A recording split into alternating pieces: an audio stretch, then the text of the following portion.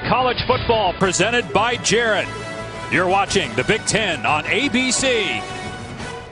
A sunny but chilly day just north of our nation's capital, Capital One Field in Maryland Stadium, as the Terrapins host 10th-ranked Ohio State. The Buckeyes still very much alive for a Big Ten championship as well as a spot in the college football playoff. And hi, everybody. Dave Pasch alongside Greg McElroy. Greg, the quarterback for Ohio State, Dwayne Haskins, has been phenomenal all season, on pace to set a number of records for the Buckeyes. And this is a big game for him because he went to high school here. 25 friends and family members will be on hand today, so you know he wants to put on a show. He's been amazing. And if you look at Ohio State, they have not been real consistent around it. The defense has experienced some ups and downs. The offensive line has been a little bit average from time to time. The receivers have been a little up and down as well. But Haskins has been the rock. And there's a big reason why his stats and production should have him alongside Tua Tagovailoa and Kyler Murray when referencing the Heisman Trophy. He's terrific and is going to need to be terrific the rest of the season if they are going to reach the college football playoff. All right, on the other side, Greg, obviously it's been a very emotional year here in College Park for the Maryland Terrapins. With more on that story, let's bring in Tom Luginbill from the field. Yeah, Guy, there's no doubt that this team could have finished 2-10 and nobody would have batted an eye in regards to what's taken place with this football team. But you know what? They didn't do that. They didn't quit. They've got a lot of fight. They play hard. Interim head coach Matt Canada has done a wonderful job with this team.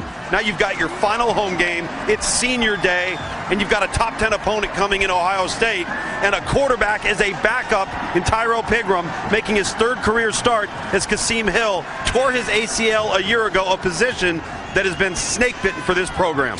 Tom, Maryland did beat Texas here to start the season. Can the Terps knock off the Buckeyes on senior day? Kickoff is coming up after this message and a word from our ABC stations. Back here in Maryland, Ohio State ranked 10th in the latest college football playoff rankings. They are home to Michigan next week, and if they're able to win the day, that game will be for the Big Ten East Championship and the right to play Northwestern in the Big Ten title game. Maryland trying to get bowl eligible for the second time in the last 3 years with interim head coach Matt Canada. Maryland won the toss, elected to receive. We're underway from College Park. And Javon Leak from inside the 5-yard line. An excellent kickoff, but Leak able to break a couple tackles and at least get to the 20-yard line. Well, it's been a very sad year here at Maryland. Obviously, the big story, Jordan McNair. Back on May 29th, a 19-year-old offensive lineman collapsed during a workout. 2 weeks later, passed away. The head coach, DJ Durkin, placed on administrative leave. He was reinstated October 30th, but the next day fired. And the Terrapins have lost 3 of their last 4 games. But in talking with Matt Canada, the interim head coach, yesterday, he said, our kids have continued to fight, and he expects them to give it their all today on senior day.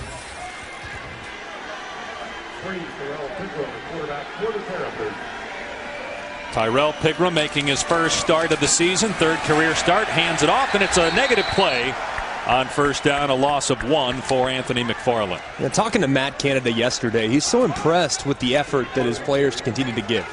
Talking to their players, we had a chance to visit with their linebacker, Trey Watson. They're just playing for each other. They're playing for the guy next to them, and their effort should be applauded. They really have held together under very difficult circumstances and are on the cusp of reaching the postseason yet again.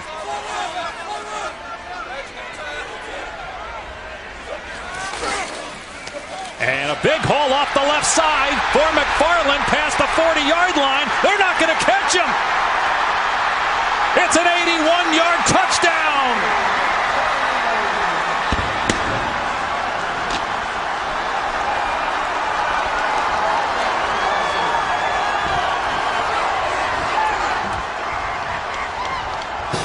Urban Meyer in shock as his defense gives up an 81-yard run to Anthony McFarland, who rushed for 210 last week.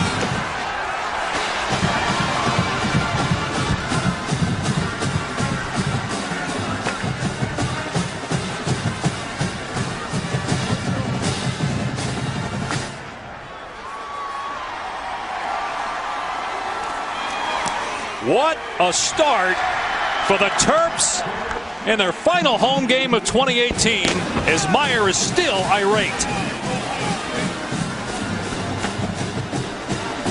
Maryland's offense is really challenging because they force you to go sideline to sideline. You see Greg Schiano talking to Damon Arnett. Look at Darnett right here.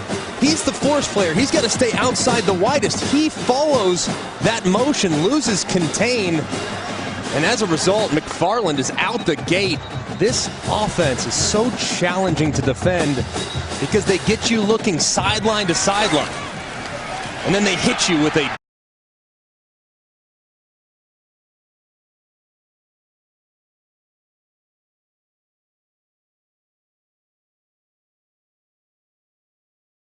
dynamic back in Anthony McFarland, who is coming off of one of his best performances of his career.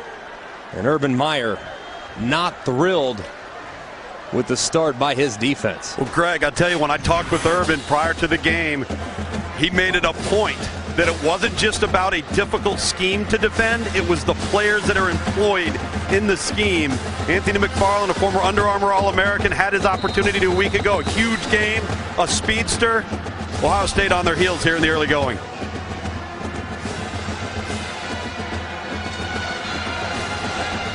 Meyer's going on about a minute of still being upset, as that's a perfectly placed kickoff recovered by Maryland.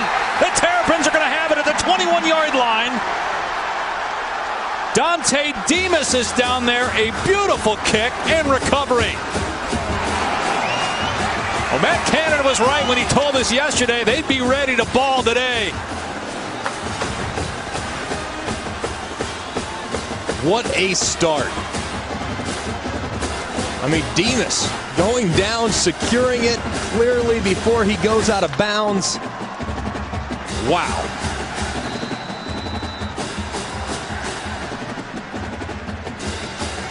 Clearly in bounds. First down on the 21-yard line.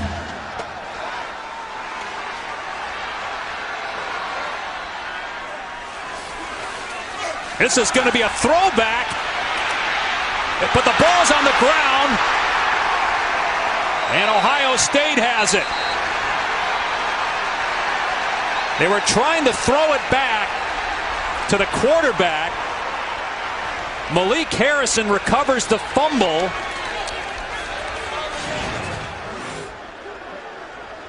It was Jones, Jayshon Jones, that was going to throw it back to the quarterback, but he dropped the ball. Trying to evade. Ohio State covered it perfectly on the throwback. Jayshon Jones has to know, hey, if nothing's there, you got to throw it away. He instead tries to improvise, puts the ball on the ground, and Ohio State's defense has life after a critical error by Maryland. J.K. Dobbins runs on first down for the Buckeyes and picks up about 3 yards. Isaiah Davis on the tackle. Man, I like the idea of coming out with a trick play, but at that point, if you get tripped up, just don't make things worse by giving it right back to Ohio State when you got a gift on the kickoff. Dobbins again. Squeaks through a hole out to the 36-yard line. So it'll be third down and short.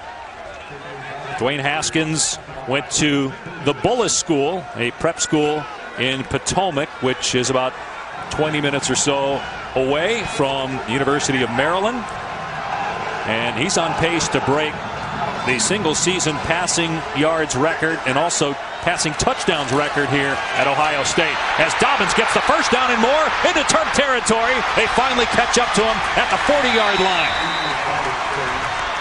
Darnell Savage gets to him at the 36, but after a 28-yard run by the dangerous Dobbins. Yeah, nice cutback by J.K. Dobbins, following Malcolm Pridgeon, his left guard, get a good isolation block down on the inside. He cuts right behind him, and there's a big, big green part of grass for Dobbins to hit. Haskins changing the play, first-year starter. Beat out Joe Burrow, who ended up transferring to LSU. Movement by the Buckeyes. The ball was snapped. False start. Offense number 75. 5-yard penalty. Remains first down. Even though Haskins is a first-year starter, he burst onto the scene last year in the Michigan game came in when J.T. Barrett was shaken up and led a comeback win against the Wolverines. It reminds me of Ben Roethlisberger. Sneaky athleticism and a great arm. Another run play, Dobbins, and he gets back to the original line of scrimmage. 25 friends and family members, Dwayne Sr. and Tamara, Dwayne's parents, among those in attendance here. Great family, guys. Had a chance to get to know them throughout the recruiting process. What a support structure for this young man. And Haskins keeps it here. He doesn't run the ball a ton, but he picks up 9 yards there. Haskins originally committed here, but when Randy Edsall was fired, he opened up the recruiting process again, and the Buckeyes were able to swoop in and get him. Now, he hasn't played a lot of football, obviously, but he's impressed a lot of people with the way he's played throughout the course of the season. Some parts of this Ohio State team have been up and down. Not Dwayne Haskins. He's been steady from start to finish. On 3rd down and a yard, they get the first down easily. Just going straight ahead at that Maryland defense. Dobbins able to move the sticks. You know what, Greg? I think with Dwayne Haskins, they become so pass happy at times that as good as he's been, the offense has almost been at a detriment to him because he'd had his shoulders so much of the load when they've struggled to run the ball consistently. Yeah, they just haven't run the ball with the same conviction that they have in years past. Part of that's the scheme. It's changed a little bit with Dwayne Haskins under center as opposed to the quarterback run-centric offense they ran with J.T. Barrett. Haskins from the pocket facing pressure, gets sacked back at the 28-yard line. Lautez Rogers with his first sack of the season. Just working along the right side. He's going to engage there with Demetrius Knox. And Knox just kind of gets pushed back. Not really anywhere for Dwayne Haskins to go. And he gets dragged down behind the line of scrimmage. This offensive line has been very inconsistent for Ohio State. Even when they've given Haskins time, it hasn't been enough time. They're going to need to solidify that today against Maryland and, of course, next week against a very good Michigan front. DeMario McCall up the middle, and this time he swallowed up. Only a gain of a couple. Jesse Annabonum in there to make the tackle. So it is 3rd down and long for the Buckeyes. Fellas, we have seen Urban Meyer countless times, and I have never seen an Urban Meyer this animated, this early in any football game that I've ever seen him coach. I'm with you. I haven't seen this kind of emotion this early. You could understand it, though, the way they started.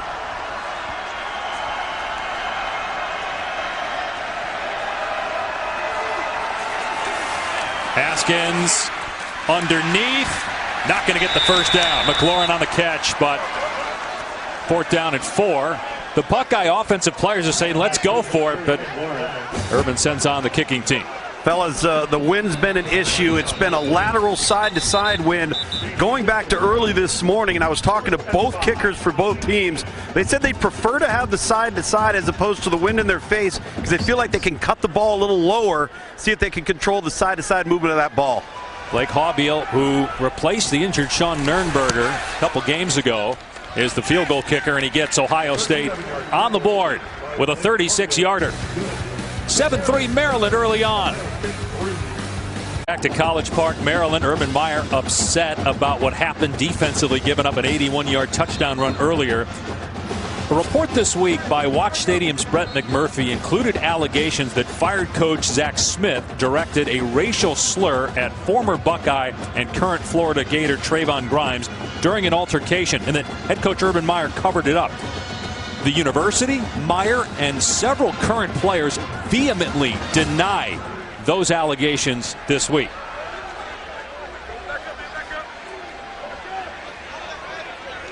Ohio State got a field goal after the turnover by Jayshon Jones.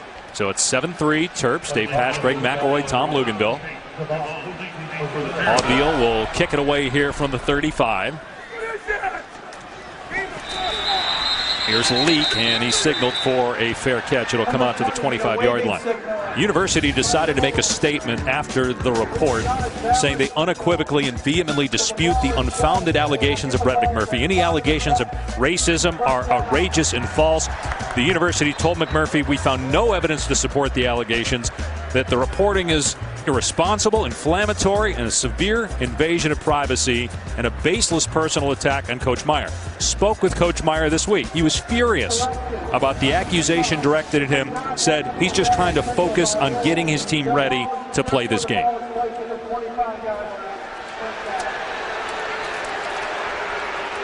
Greg, I don't know about you, but I think the players were the difference this week for Ohio State. Yeah.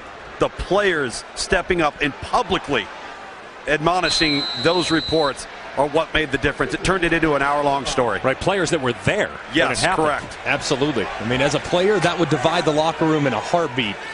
And to see them come out that adamantly and deny those allegations was very big in favor of their support for Urban Meyer. Here's McFarland trying to run left again, and he breaks a tackle. He might be gone again. Past midfield. They're not going to catch him. It happens twice in 6 minutes. Touchdown. 75 yards.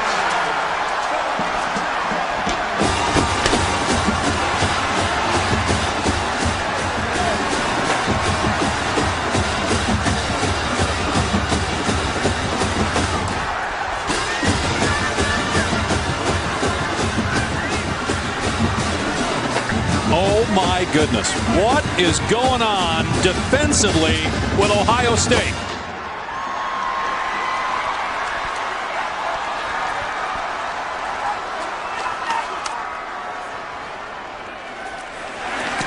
It is 14-3 Maryland. 2 huge run plays. Ohio State has been rotating guys at safety all year. They opt to start Brandon White because he's the most sure tackler in the back end. Not so much right there. Anthony McFarland gets loose again, and the Terps extend their lead to 11.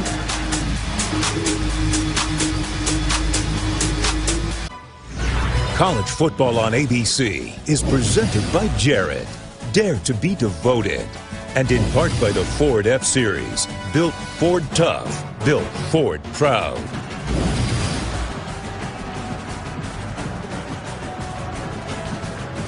Senior day here at Maryland. Trey Watson, a graduate transfer who did his undergrad at Illinois. He's become one of the leaders of this team, and we sat with him for a good 15 minutes yesterday, and man, was he impressive. He answered every question about handling the emotions of losing a teammate unexpectedly, and then also the firing of their head coach.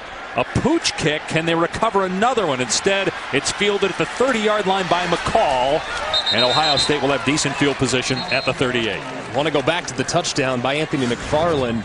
Talking to Greg Schiano, he talked about how his defenders at the second and third level had to be really good in one-on-one tackling because Matt Canada's offense is going to force you to make tackles in the open field.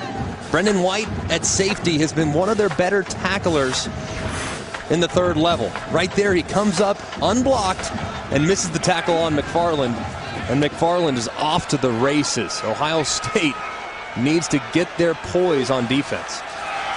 Haskins to throw. It's complete out to the 44. Think about what the running back for Maryland, Anthony McFarland, did last week. He had 210 yards. That's the most ever by a Maryland freshman. He's already at $155 in 6 minutes here today.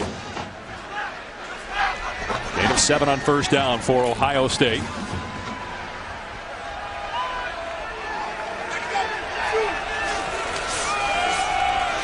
Keep it on the ground. Don't get the first down as Dobbins was stood up by Watson. The middle linebacker leads the Big Ten in tackles. You can tell that this Ohio State offense is really trying to impose their will with the ground attack.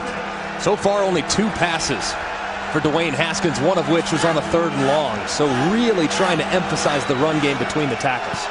And there's movement all over the place. The ball's on the ground. You saw before the snap, the quarterback, Haskins, and the running back both move forward. Michael Jordan, a first-year starter at center. He had been at left guard the last 2 years. Before the ball was snapped, false start, offense, everyone but the center. 5-yard penalty, remains 3rd down. Okay, let's circle exactly who got this. All right, Beck, those guys got it. Those guys got it. Don't forget Knox. Yep, the quarterback. That's who jumped off sides right there. And a critical spot on the field. 3rd and short now becomes 3rd and long because of the false start by Ohio State. Malcolm Pridgeon didn't move, so the officials got it wrong. 9 of the 11 moved. Pridgeon, the left guard in the center, they were standing still. 3rd and 7 now for the Buckeye. Haskins has to step away from pressure as a running lane and gets the first down into Maryland territory. Urban Meyer told us that at some point Dwayne Haskins is going to have to become a more dangerous runner. He's made a couple of big plays on the ground today. Man, I don't know. Look at the right tackle here, Isaiah Prince. Is he an early start? Yeah, yes. He does. Yeah. I mean, he's out of his stance a little quick. And the fans saw it too. And I'm surprised the officials didn't whistle that dead and have another false start on the Buckeyes. Instead, it's a gain of 15 and a first down in Maryland territory. Haskins back to pass. Zips it to Dixon inside the 40-yard line. A fist fight on the sideline and shoved out at the 36. A gain of 8 on the play. These wide receivers for Ohio State have had some ups and downs this year. Paris Campbell's outstanding. So is KJ Hill. But Johnny Dixon and Benjamin Victor, they of course lost Austin Mack a couple weeks ago. Huge blow. You'd love to get a little more consistency from that group when it comes to throws that are going to be made downfield. Michael Thomas and Devin Smith aren't walking through that door. They need those guys to step up down the stretch. Dobbins taking it wide here, and he's got the corner. Past the 20-yard line, a flag comes down. Dobbins out of bounds at the 15. There was a Maryland defender, Rayvon Davis, on the ground where that flag was thrown, and that usually is a bad sign for the offense. It's like Johnny Dixon, the guilty party here. Offense number 1, 10-yard penalty. Repeat, second down. Hey guys, how much do you think, as you look at the replay here, the hold, how much do you think, guys, of the emotion of Urban Meyer here is that they've got Michigan next week, and everybody's looking to that game, and he's worried about his guys getting too focused on that and not on the task at hand? Oh, it's a trap game, 100%. On the road, difficult environment against a team that has nothing to lose, making sure the level of urgency for his team is at an all-time high. I'm sure it's a huge point of emphasis for Urban Meyer coming into today. Here's Dobbins off the left edge, got a first down inside the 35, down to the 33-yard line. So it's been all Dobbins so far. Normally Dobbins and Weber split carries. Weber was the 100-yard rusher last week in their win against Michigan State. And Greg, when you consider the emotion on this Ohio State sideline, the team's going to mirror their coach. If the coach shows an even keel, they're going to settle down. If he gets ramped up after every play like we've seen here in the first quarter, it could be issues. Dobbins again on 1st and 10. And he moves the pile down to the 29 for 4 yards.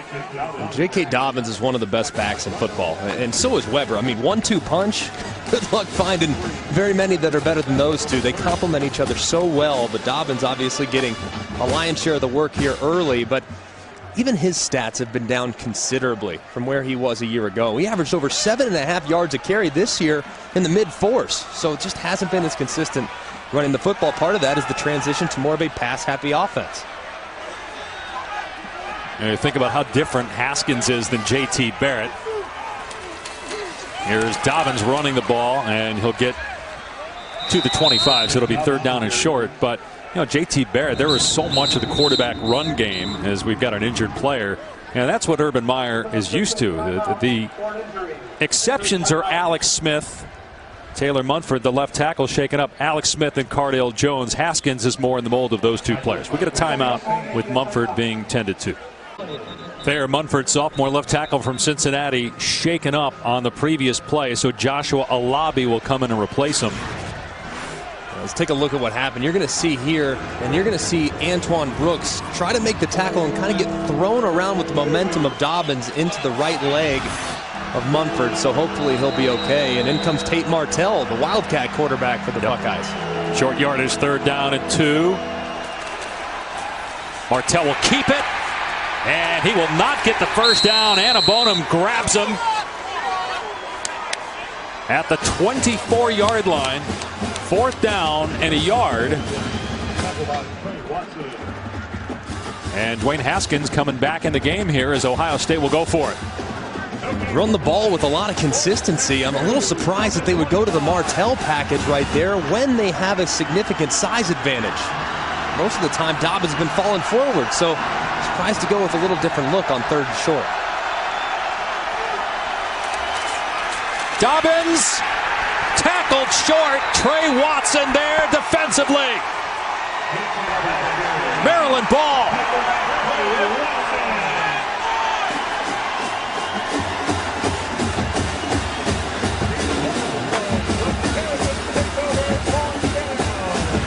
Man, this is such a great play by Adam McClain for Maryland, number 91. He actually goes low underneath Michael Jordan, the center, and watch him just completely bust momentum that Dobbins is trying to create. I mean, look at that. I mean, he just lays down and allows the players around him to bring Dobbins to the ground. It's a great play by the Maryland defense. Terrapins take over on their 24-yard line with an 11-point lead. Will they run left again? It's worked twice for touchdowns. They try to run it right, and Tuff Borland's in the backfield, taking down McFarland for a loss. Borland, a captain, one of 7 sophomores in all of college football that are team captains. Anthony McFarland, a redshirt freshman. He went to DeMatha Catholic, missed his senior year of high school with an injury, and then redshirted last year, so he's got fresh legs. And look at the numbers today, averaging about 38 yards a carry. That's pretty good. Up until that last one, it was closer to 60. So he has been off the charts so far today for the Terps. Pigram going downtown. On the money. Caught inside the 30-yard line by Dante Demas. That's the backup quarterback, folks, making that toss. 53 yards. What a throw by Tyrell Pigram. Just the post route over the top. And Jeffrey Okudah is not able to get over the top on the post. I mean, Pigram just letting it fly. Known more for his athleticism than he is for his accuracy, but that one was on the money in the passing game.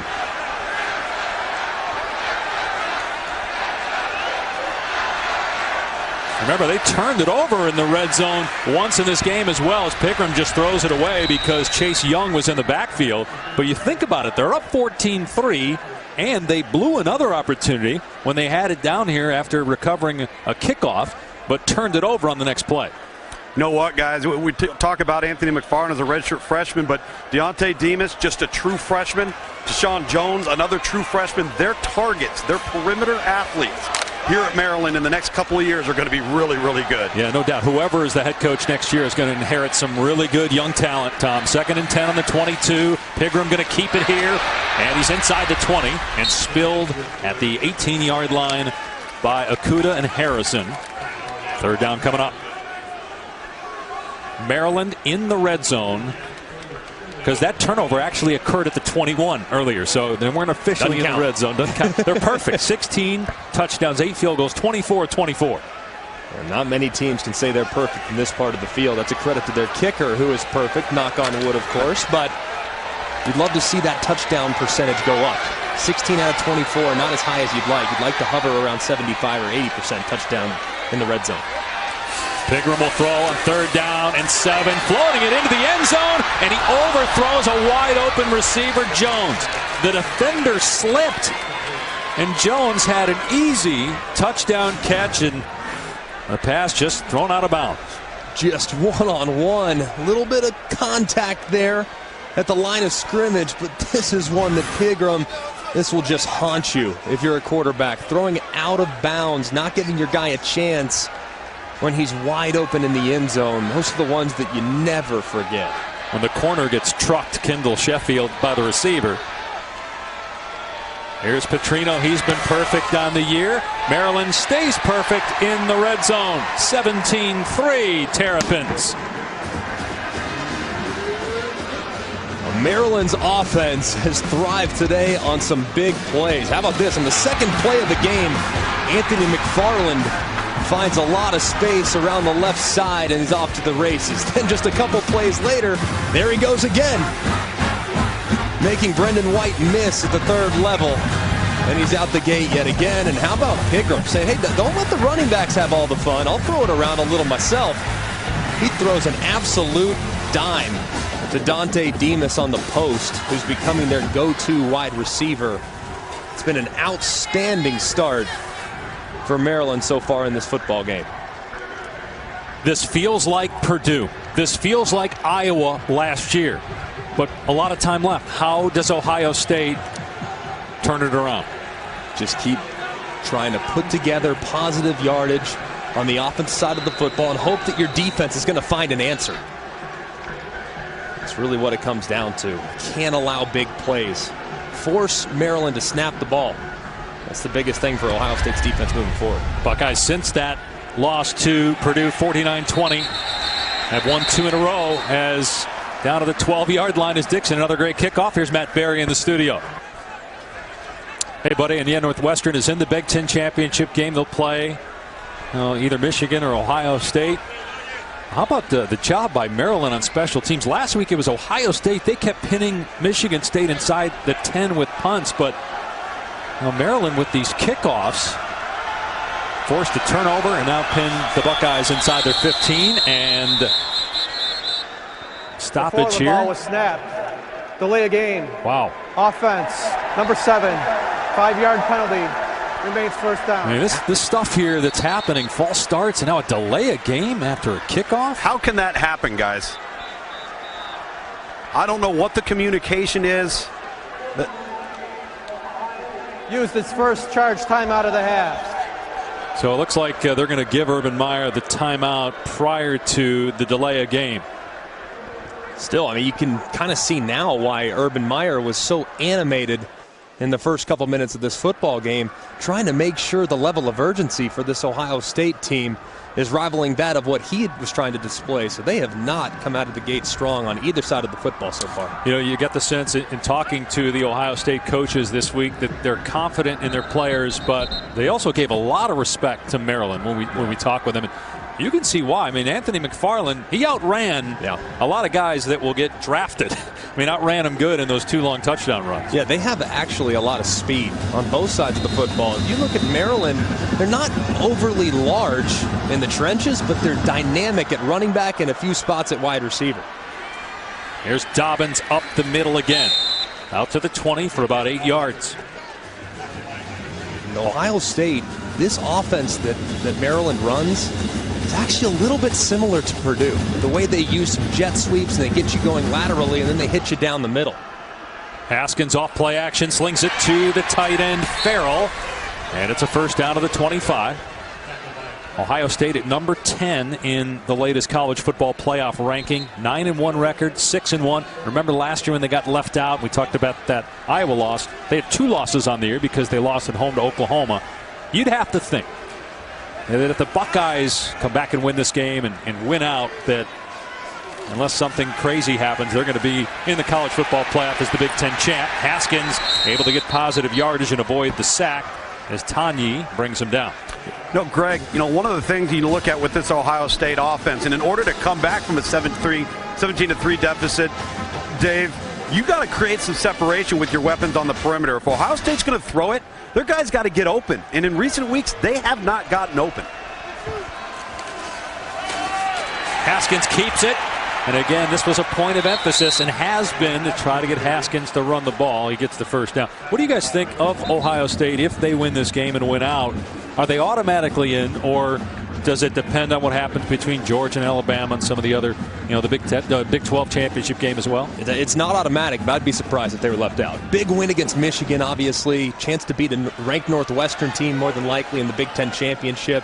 Knowing how well respected the Big Ten is from top to bottom, I'd be really surprised if a one-loss Big Ten champion were at home watching the playoffs as they were going on. Dobbins powers ahead, but he stood up for a gain of 3. And Tom, if you look at Ohio State's weapons, they have as much talent as anybody. Just got to put it together from a consistency standpoint. Yeah, they really do. They've got to get the ball out, and they've got to get vertical, create some explosive plays. Going to run another play here as Dobbins trying to get outside. Instead, he's going to lose yardage. Darnell Savage is there to greet him. So it's a loss of 2 on the final play of a miserable first quarter for the road team. But a fantastic opening frame for the Maryland Terrapins on Senior Day, leading 17-3. Back after this message and a word from our ABC stations.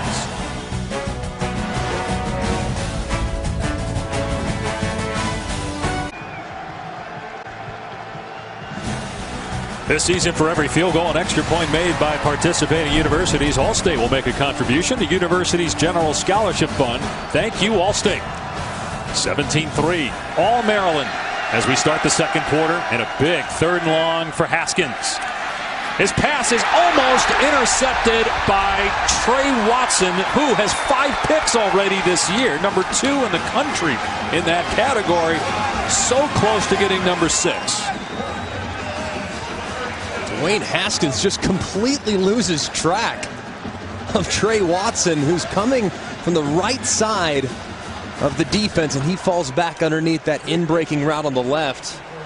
Got to be aware of where number 33 is. He's very opportunistic when the football's thrown in his direction.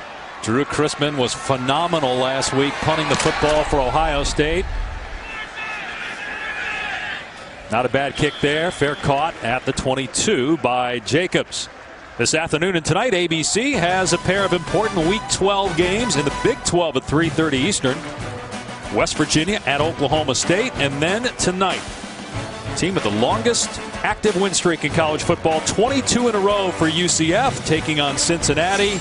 Here was the parade last year to celebrate the, quote, national championship, end quote. And I'm quoting UCF, by the way. That is true. It's on their stadium. It's real.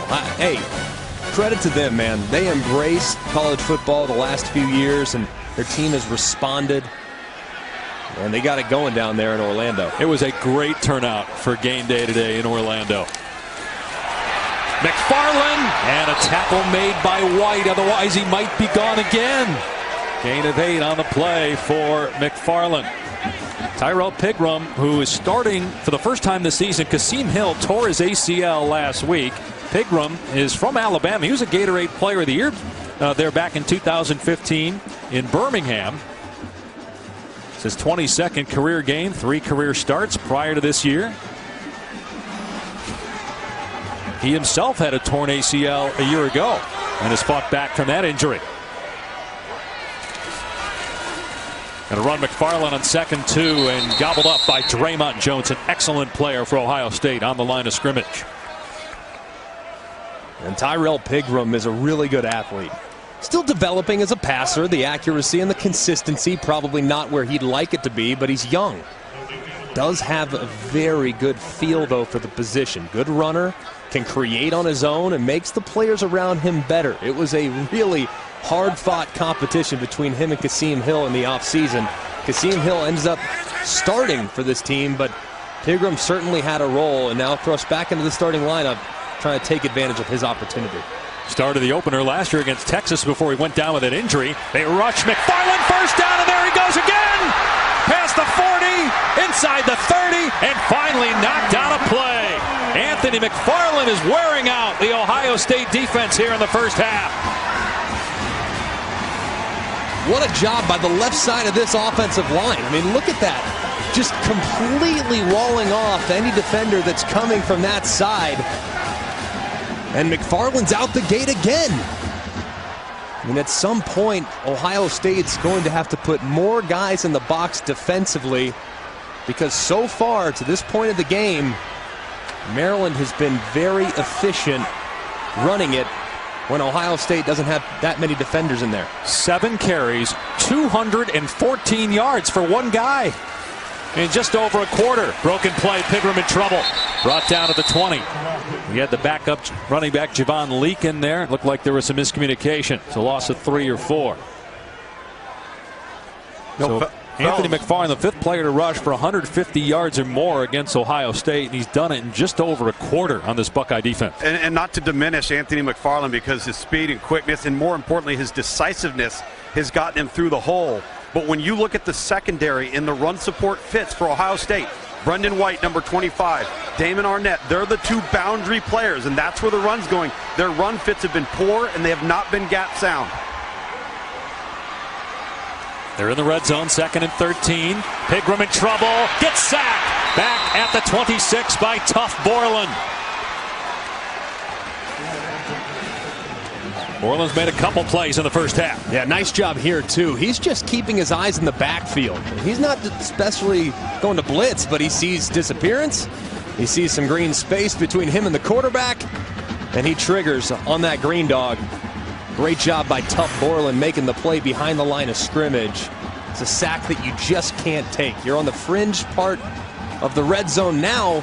You're backed up outside the red zone, making it really challenging on 3rd and long. Got to be cognizant of what your field goal kicker can handle from this point of the field.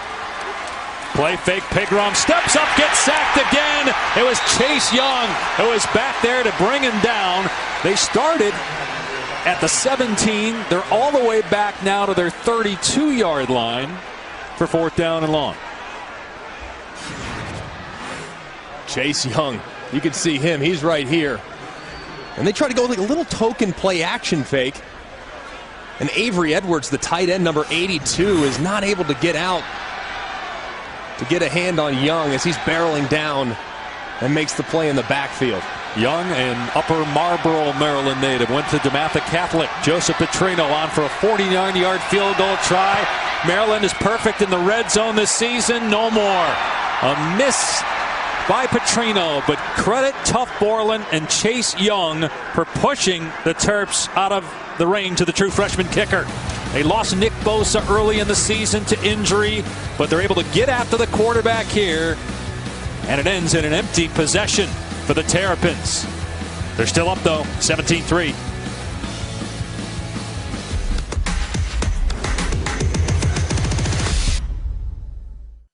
This season, Taco Bell is celebrating student sections and passionate fans like these Maryland Terrapins faithful by awarding the best student section of the year. Go to ESPN.com/Taco Bell to see if your team made this week's rankings and to see how your school can compete. Ohio State takes over after the missed field goal, and they're going to take a shot off play action. Receiver wide open. It's McLaurin inside the 25, inside the 10. McLaurin, touchdown Buckeyes. Haskins with a dart. 68-yard strike.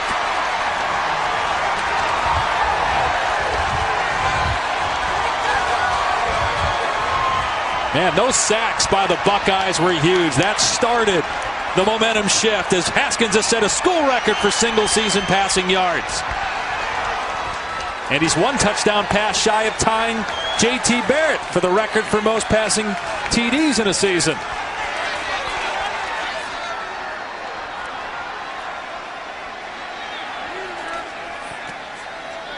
(17-10) after the extra point. Dwayne Haskins went to high school in Potomac, Maryland, in front of 25 members of his family. McLaurin racing down the field. Haskins hits him in stride, and the Buckeyes are back in the ballgame.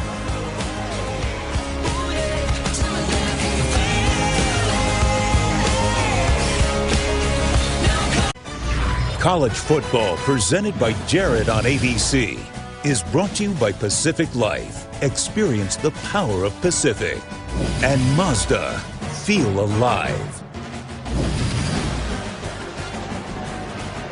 Joe Germain and J.T. Barrett were two really good college quarterbacks. Dwayne Haskins passed Joe Germain with that touchdown strike to McLaurin, now #1 single-season passing list. And he's one touchdown away from tying J.T. Barrett for the most touchdown passes in a single season. And Haskins, just a redshirt sophomore.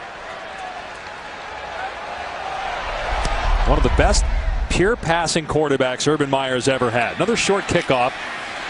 And Leak breaks a tackle at the 30, and he ran out of bounds. But still decent field position at the Maryland 40-yard line.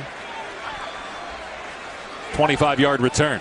Want to go back to that touchdown that Dwayne Haskins just threw to etch his name in the record book. Look at McLaurin and look at Rayvon Davis, the corner. I mean, he just stops running. He gets kind of lost of where he's at on the field, and he loses McLaurin as he goes vertical.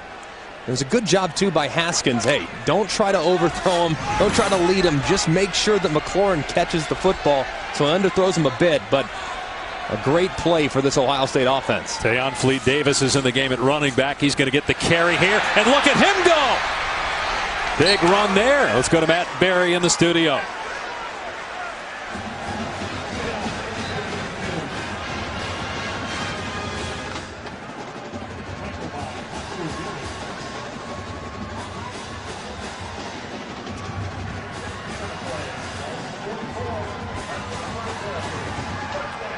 And after that score, Nick Saban was probably more upset than he has been all year with his team. Wow. Would you agree with that, having played for him? I think he's probably losing it on the sideline. Yes. Here comes a jet sweep to DJ Turner, and that's well defended by Ohio State. Gain of only 3 on the play. Just amazing the amount of big plays this Ohio State defense has given up. Not just today. I mean, it's been all year. They've given up big plays, not just on the ground, either through the air. I mean, it's been really a shell of its former self. Is this Ohio State defense? They used to be so stout, so good. They've had so many guys leave to go to the next level, and they just have not been consistent at any point this season. But then you watch the game last week against Michigan State. Right. As McFarland is inside the 40, going to bring it 3rd down and short, and you start thinking, okay, maybe they're going to turn it around. The Bosa loss is huge. They still have a lot of talent. The Bosa loss is huge. And then obviously all the guys in the secondary that, as you mentioned, Greg, have gone on to the next level or have left early had an impact. Yeah, but the problem, I mean, giving up touchdown runs like this, I mean, Ohio State is as good as anybody when it comes to the defensive line. Yeah, and even without Nick Bosa, the defensive line is legit. These linebackers, very inexperienced coming into this year, and they've been really up and down as well. So it's the running game that's really surprising to see it working so well against the Buckeyes.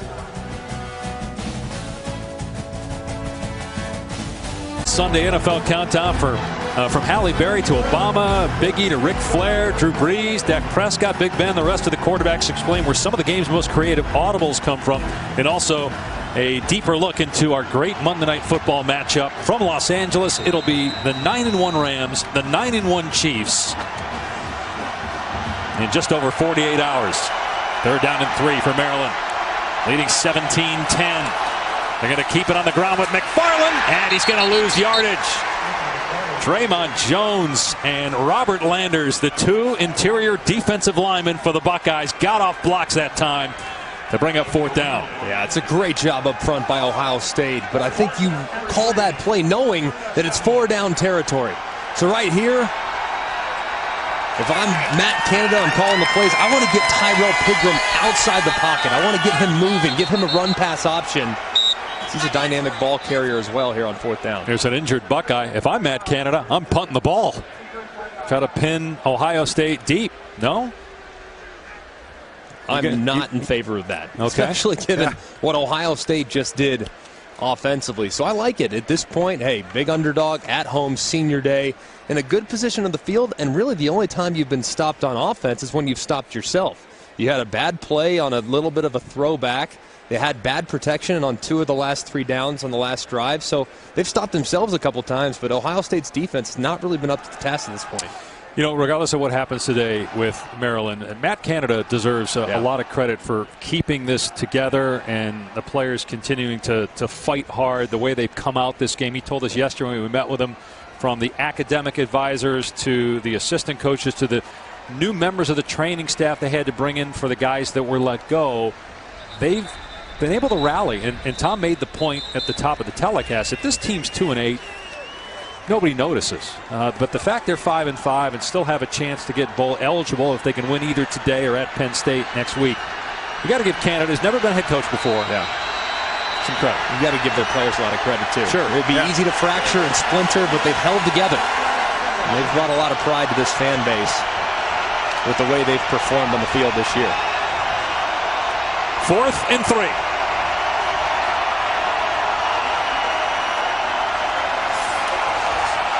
McFarland gets the 1st down inside the 30. Give it to the guy who's got it done all day. Anthony McFarland on 4th and 3, just running the ball and picks up close to 10 yards. And this is all about the offensive line. I mean, just look at these reach blocks on the left side. I mean, there's nothing but green grass for McFarland as he works to the edge. It looks like Chase, the way he ran upfield, it looked like he was thinking pass rush and didn't react real quickly to the run underneath. And Urban Meyer is livid with the way his defense has played against the run today. So a fresh set of downs inside the 30. McFarland. Leak. If he broke that tackle, he's gone. Tough Borland with an excellent play to make sure that Leak went to the ground. Hey, Dave, when you look at what that motion did to Ohio State's defense, and you look at how it split the defense down the middle, and all of the action goes to the field, the boundary, the short side of the field, is where Maryland has had their success. That's the adjustment that has to be made by Ohio State in the locker room at halftime. And if I'm Maryland, I'm just continuing to pound the football. I'm not dropping Tyrell Pigram back under any circumstance. I'm running it between the tackles with my outstanding backs. And here's Leak again. Breaks a tackle at the line of scrimmage and has another Maryland first down. Now, Canada's known as a really good offensive mind. He hasn't lasted long at a lot of places. 1 year at LSU last year, 1 year at Pitt prior to that. Cup of coffee at Wisconsin, and then 3 years at NC State. But clearly the creativity that you guys both touched on earlier is paying off against this Ohio State defense. Urban Meyer over here screaming at his team, what are we doing? First down on the 16. They'll run Leak again. Wow, he will walk. Have a bite of a sandwich as he hits the goal line. Touchdown, Maryland.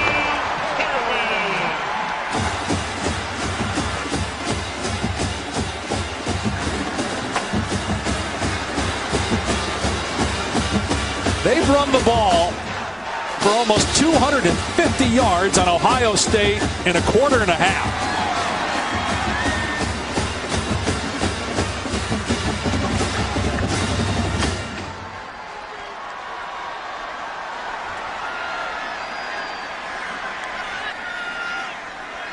Great response by Maryland after the big play by Ohio State. They come right back down the field and score and go back up by 14. This Maryland offense prides themselves on running the football. Doesn't get much easier than that. As Leak bursts to the open field off tackle, Matt Canada's loving it on senior day as Urban Meyer looks on in agony.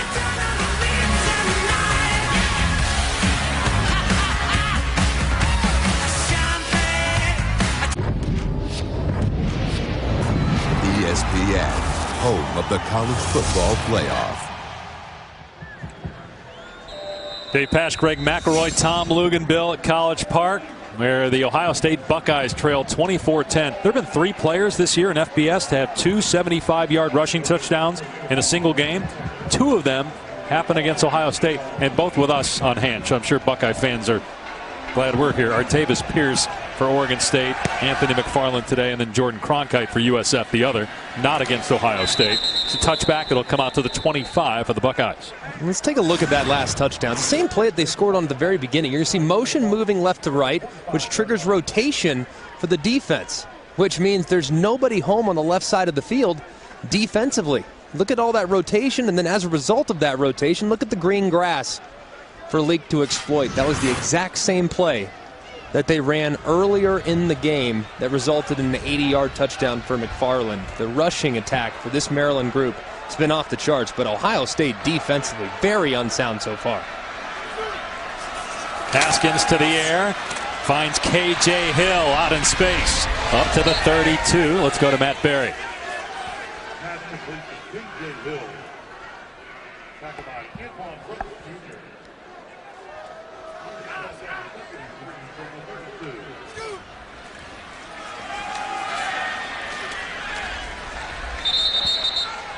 And J.K. Dobbins here, Matt, running the ball, getting the first down. It's cool that you have a game at Fenway and Yankee Stadium on the same Saturday. Notre Dame-Syracuse coming up later today from New York.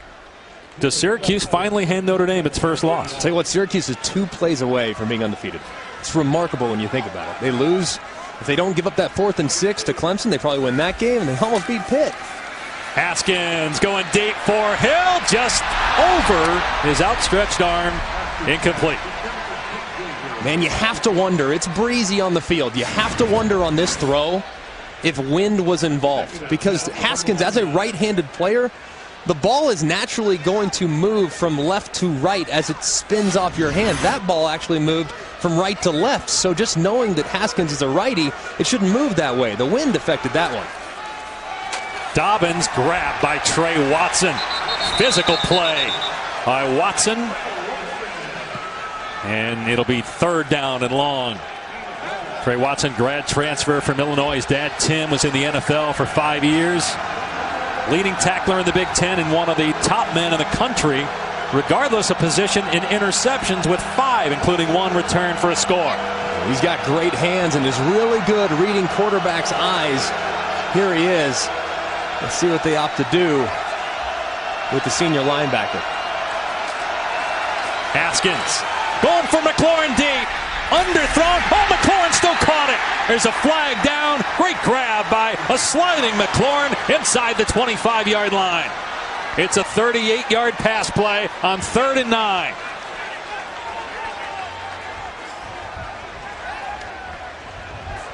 Pass interference. Defense number 7. The penalty is declined. The result of the play is a 1st down. And you saw McLaurin grab the face mask of Tino Ellis there and throw him aside as Ellis ran into McLaurin. Yeah, that was a heck of a catch. There's a lot of contact by both guys there. Still, I think a good call on the pass interference. Back to the ground. Dobbins upended at the line of scrimmage by Lewis. I think you're right about the wind a little bit, Greg. Down here, it's swirling pretty good. And those last 2 deep balls have hung up there a little bit.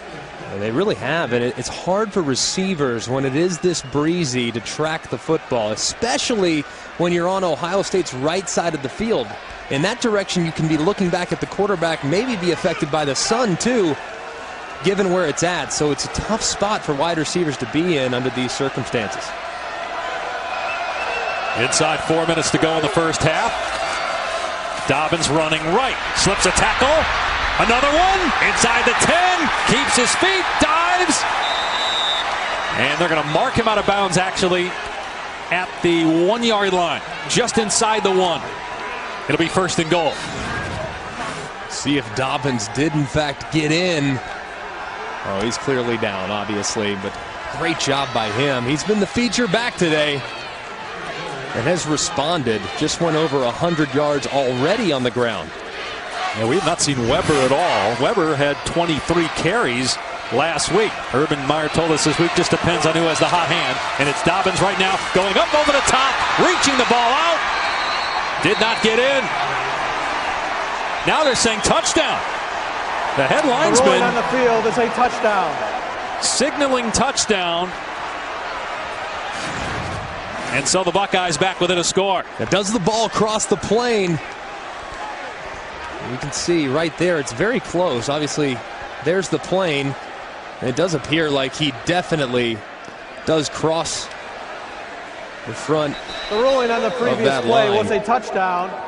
The play is under further review. It was a great effort by J.K. Dobbins. But dangerous, right? Dangerous, dangerous, dangerous to reach the ball across the plane, but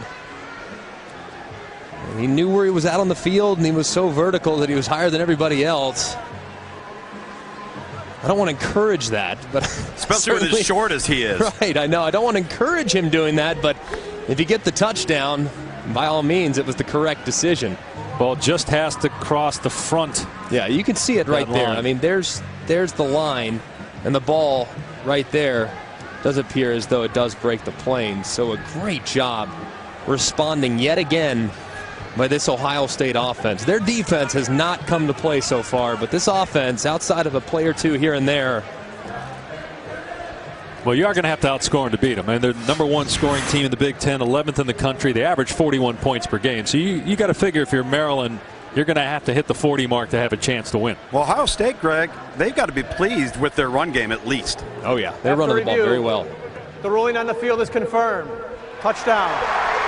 And to your guys' point, 137 rushing yards, 141 passing yards. So we're raving about Maryland's offense, but Ohio State's offense been pretty good. Like Maryland, Ohio State's on pace for 600 yards of total offense too.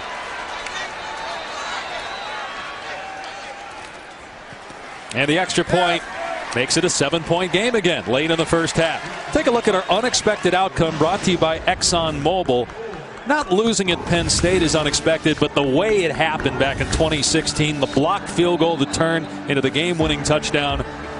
And then last November, the loss at Iowa, 55-24. And then the game at Purdue this year where the defense gave up nearly 50 points.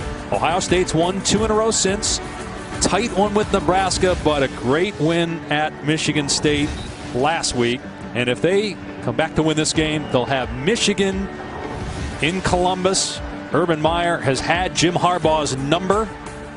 And then if they're to beat the Wolverines, they'll head to the Big Ten title game to play Northwestern. They have so much talent. I mean, Ohio State has so much talent, as good as just about anybody in the country outside of maybe Alabama and Clemson. But it's unbelievable just how inconsistent they can be on both sides of the ball at times. They kick it in the field of play again here. This has worked well for Ohio State this year. Leak hit at the 15, a flag down, and Leak gets slammed down out of bounds. This is going to be a penalty. Pope with just a horrible decision. Well out of bounds. Slamming Leak to the ground when you've got Maryland pinned probably inside the 10 because of a penalty. And then you, with the late hit there, just not smart at all. Just got to know where he's at on the field. He's 5 yards out of bounds. The official already threw his flag. That's why he threw his hat. Correct. You'll see it here.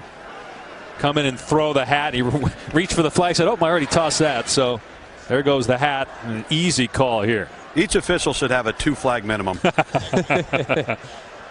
Kayvon Pope, freshman. They're with talking penalty. about it, though. I mean, they're looking at it. Okay, he engages the ball carrier in the field of play, but it's the slam at the end that doesn't make sense. Why would he do that?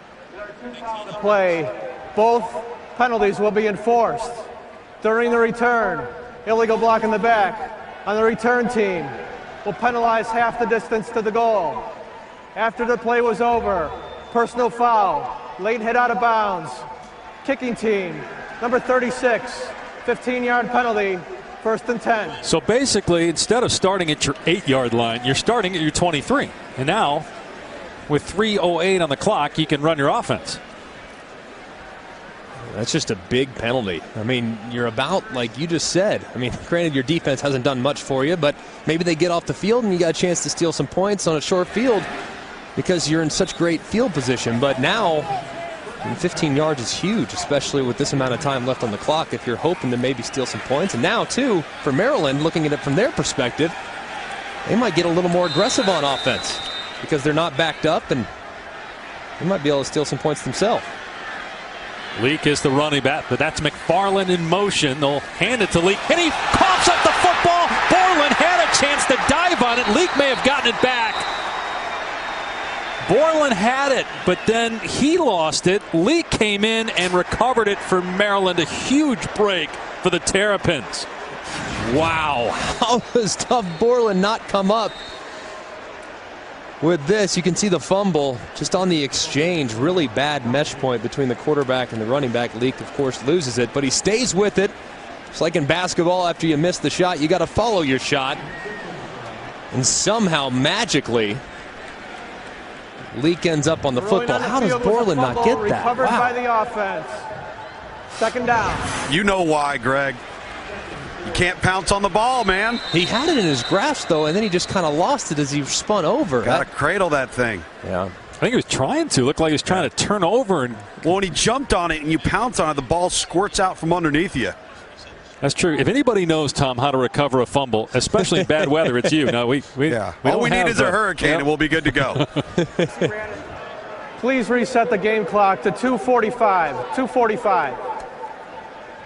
Just Thank you. looking back at that is a huge play right there, though. I mean, Huge. huge play. Ohio State has all the momentum, about to get it back potentially on the 25-yard line, 26-yard line of Maryland. Next thing you know, you got 2nd and short.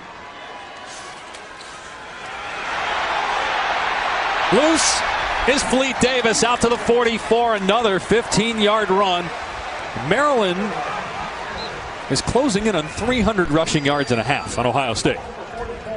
And with the way they're picking up chunks on the ground, they don't even really have to employ tempo here.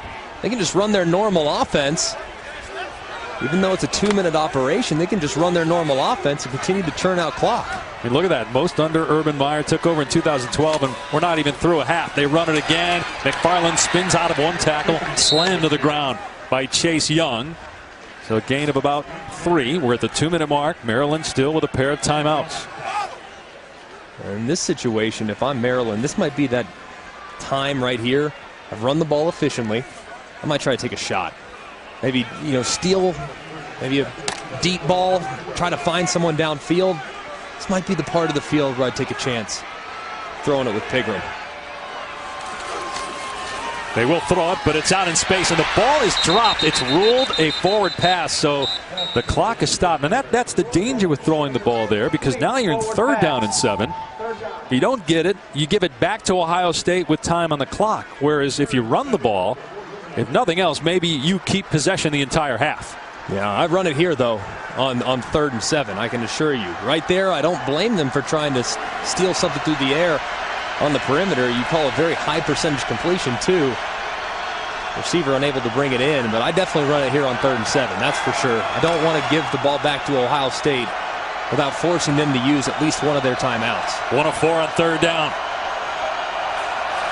Pigram in trouble, leaving the pocket, and out of bounds, short of the line to gain, and the clock stopped with 1:29 remaining. Any shot you go for it here on 4th down, or do you just kick it deep and try to pin the Buckeyes inside the 10? Not on this part of the field, no. No, you absolutely have to punt it here and force Ohio State to at least play 2-minute backed up if they opt to go for it. But that right there is Tyrell Pigram's inexperience. He knows it's a broken play. He's scrambling. He knows he can't get to the 1st down. Go down in bounds. At least force Ohio State to call timeout. And keep in mind, Ohio State gets the ball coming out halftime. Got to punt it here. First punt forced by Ohio State. Wade Lease angles it. KJ Hill under it in traffic. Fair caught with a minute 22 on the clock at the 14-yard line. Coming up, it's the Capital One halftime report. Kevin Agandi, Mac Brown, Jonathan Vilma.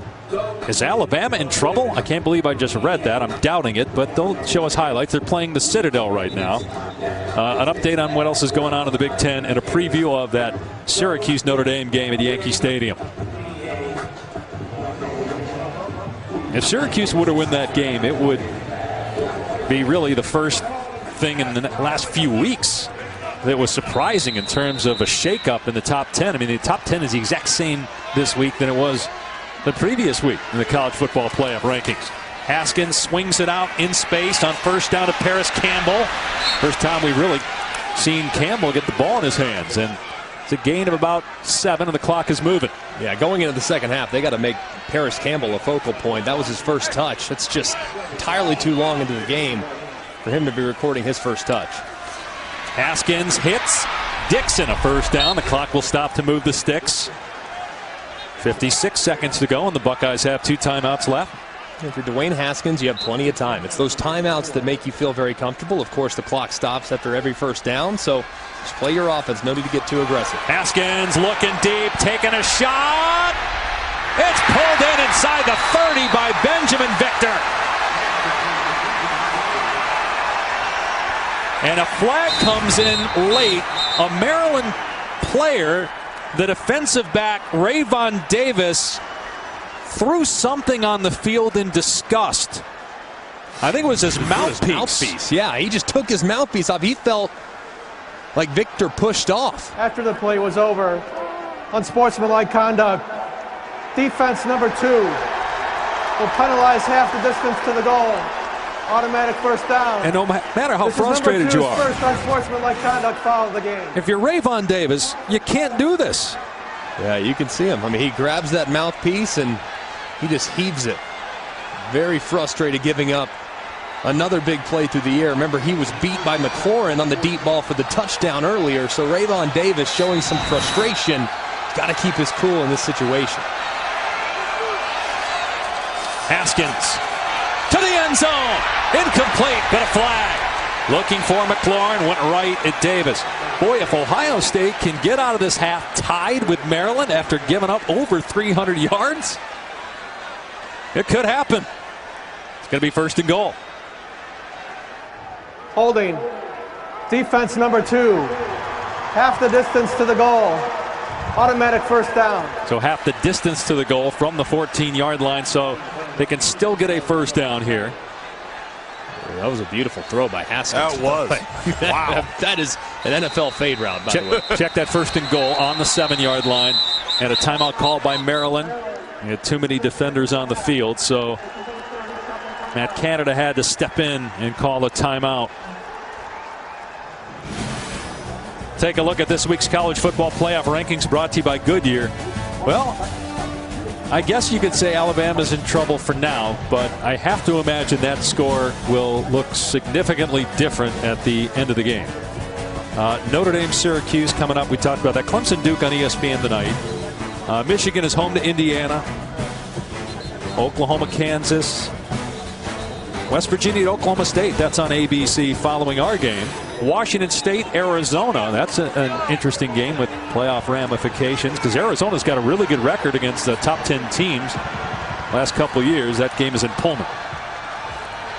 1st and goal for the Buckeyes, looking to tie the game despite all the big plays their defense has given up. Dwayne Haskins has thrown for 199 yards and a touchdown. He'll hand it off here. Dobbins. And he coughed up the football. Maryland recovers into the end zone. It's a touchback and will come out to the 20. Oyinde Ely in the end zone recovered the ball for the Terrapins.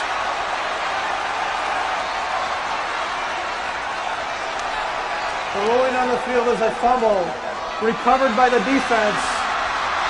The ball became dead in the end zone. It is a touchback. 1st and 10 at the 20. Wow, going in to tie the game perhaps, and J.K. Dobbins fumbles the ball. Let's see if he's down. Boy, from that angle you can't tell. It's really hard to tell. Where is that knee down as that ball shoots forward? Oluwatimi was the defender dragging Dobbins to the ground.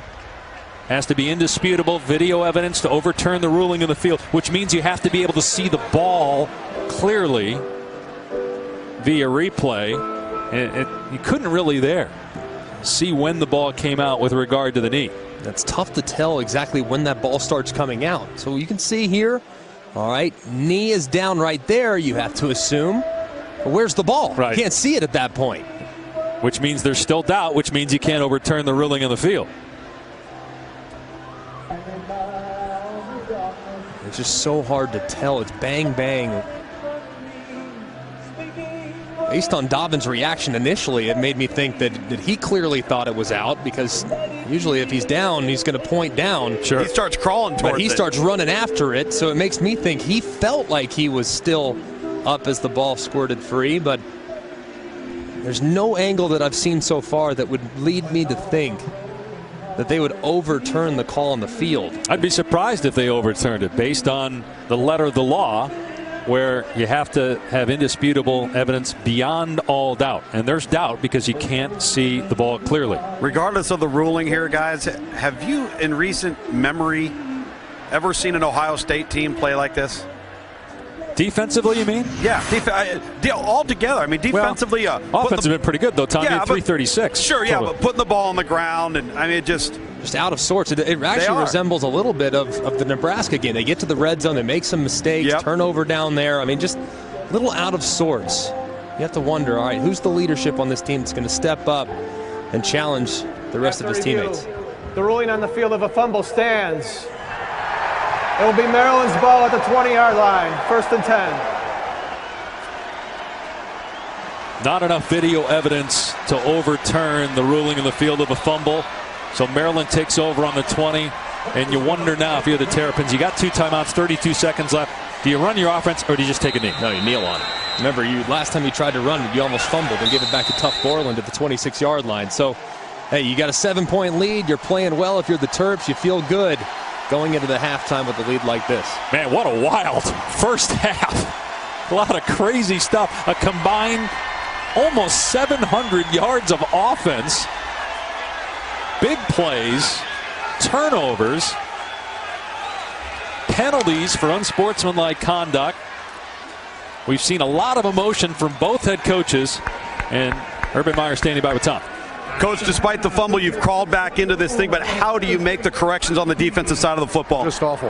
We got to tackle and we got to get them on the ground, and that's a tall order right now. Offensively, you guys have been able to run the football effectively. You've had some explosive plays. How can you try to get the ball into the hands of Paris Campbell a little bit more? Yeah, we're trying to do that, and that's a conversation I had said, and I don't know how many touches he had, but that's something we're going to talk about now. All right, thank you, Coach. 24-17, Maryland trying to knock off Ohio State. You look at the rushing yards, 281, the most ever in a half under Urban Meyer as the head coach at Ohio State. We return Kevin Nagani, Mack Brown, Jonathan Vilma, the Capital One halftime report after this message and a word from our ABC stations. The College Football Playoff Top 25 Rankings show, Tuesday at 7 on ESPN. Welcome back to ABC's College Football, presented by Jarrett. You're watching the Big Ten on ABC. Ohio State still very much alive for a Big Ten championship and a spot in the college football playoff, but not if this continues. The Buckeyes trail Maryland at halftime, 24-17. And that first half all about explosive plays by Anthony McFarland, star running back for Maryland, 75-yard touchdown run, 81-yard touchdown run. Ohio State pretty good offensively. 678 total yards, 9 combined plays of 20 or more yards. A big fumble by Ohio State's J.K. Dobbins on the 5-yard line late in the first half. If he didn't cough that up, it would have been 2nd and goal. Maybe the Buckeyes score and we're tied. Short kickoff fielded by McCall at the 20. Gets level at the 28-yard line. What a hit. Take a look at our Pacific Life game summary from a very entertaining first half here at Maryland. The Terrapins rushed for 281 yards in the first half. That's one of the 2 long runs by McFarland. Haskins through the air getting it done. Just 12 attempts, but 199 yards passing. Hits Terry McLaurin here for a touchdown.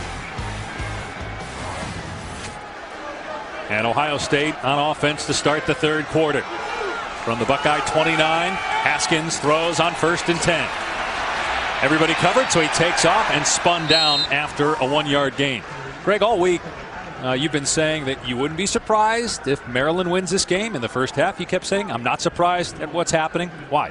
Because what Maryland's doing right now offensively looks a little similar to what Purdue tries to attack you with. They get you going laterally, sideline to sideline, and then they hit it vertical with one of their outstanding running backs. So their defense for Ohio State still has some issues when it comes to handling the run game with some of those lateral moves. Haskins pass tipped and picked off. Davis back to the house. Touchdown Terps.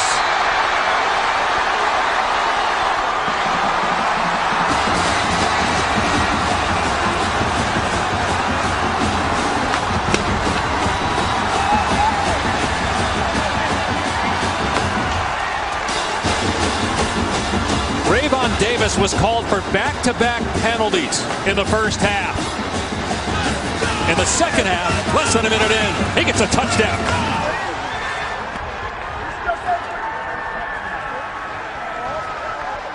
"39-yard return for a score. 3rd pick of the year for the former walk-on, Rayvon Davis. And it's 31-17 Maryland. Rayvon Davis' name will be in the paper, but how about the play by his safety, Darnell Savage? He's responsible for the tight end, but he gets off of it. He sees that Dwayne Haskins' eyes were actually to the outside. He recognizes it, tips the ball up in the air, and Rayvon Davis is on the receiving end. Just a great job by Darnell Savage, creating that disruption. And an awesome job by Rayvon Davis being in the right place, right time, taking it back to the house. And Urban Meyer continues to be in disbelief at what he is seeing here today. When you look at the talent between these two teams, guys, you had to figure coming into this thing, Maryland was going to compete, but Ohio State would have to do some things to help them. So far they have. FBS leading, 18th interception by the Maryland defense. Another Pooch kickoff to McCall on the 15.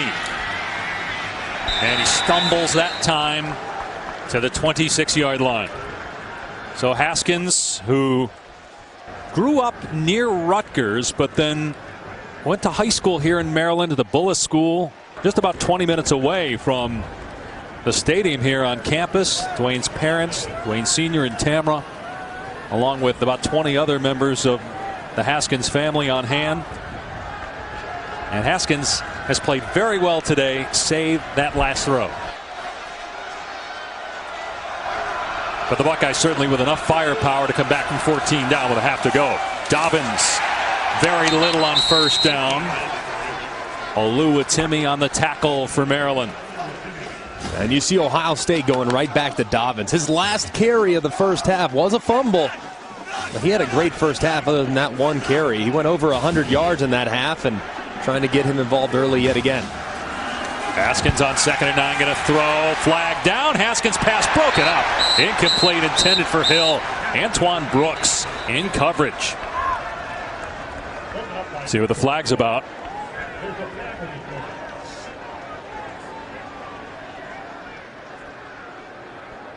Personal foul.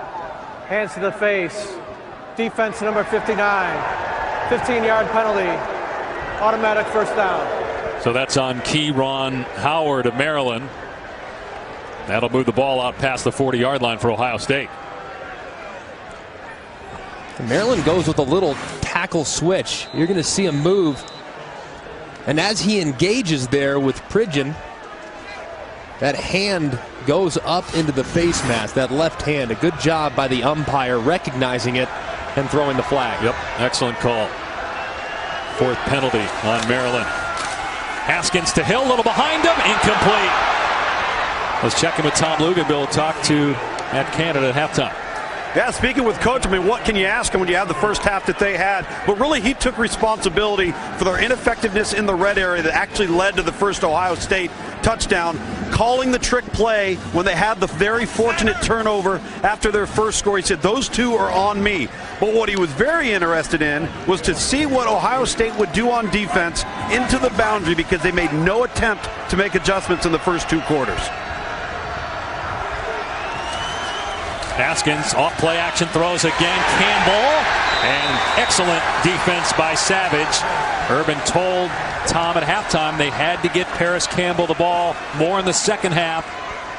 But that was just great defense. Yeah, great coverage and setting up a 3rd and long. Surprised that we haven't seen from Ohio State one of their bread and butter plays, the jet sweep to Paris Campbell.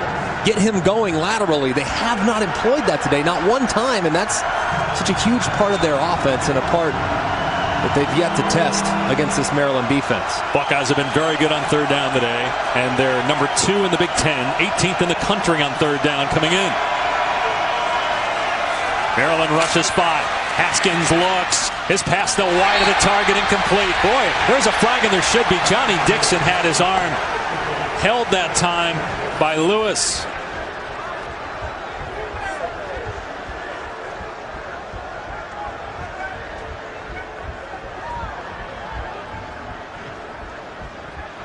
Rashad Lewis, son of Ray Lewis, had a hold of Johnny Dixon. Pass interference. Defense. The ball will be placed at the spot of the foul. Automatic first down. And that's a good call. A lot of contact as Dixon reached the top of his stem on the curl route. And in this part of the field, if I'm Ohio State, just got fresh life on a 3rd long conversion because of the penalty. I'm taking the shot downfield. This part of the field, I want to throw it deep. I want to throw it deep in the direction of the receiver up top. Instead, they run Dobbins again straight ahead, picks up only 3. It's been J.K. Dobbins. That's 22 carries now for him. Mike Weber was the guy getting most of the totes last week, but we really haven't seen Meyer at all. It's been all Dobbins. Haskins will throw here. That's a long toss outside the numbers, pulled in.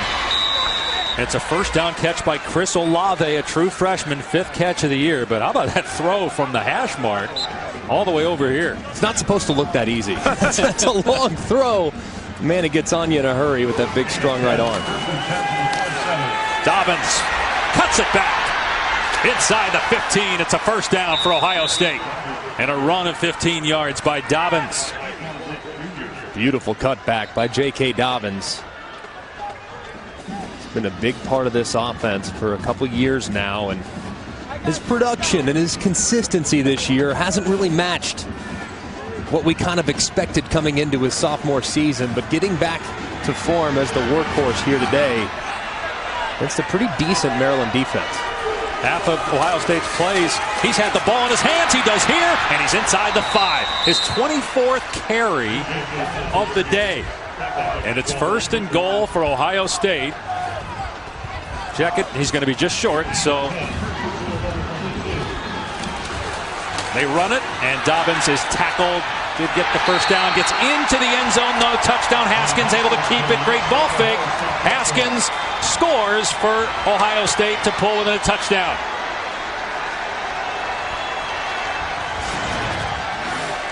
It's a great job by Haskins reading the end man on the line of scrimmage, who crashes on this zone read. That's Brooks. And he goes and absolutely crushes Dobbins. And a really nice job, effort by Dwayne Haskins to stretch that ball across the plane for the touchdown. So after the pick 6, excellent response by Dwayne Haskins. And the Buckeyes are back within 7.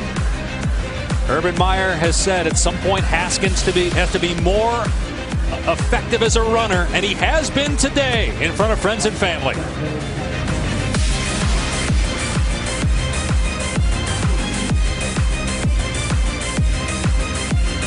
ABC Saturday afternoon college football presented by Jarrett. The Buckeyes back within a touchdown early in the 3rd quarter here at Maryland.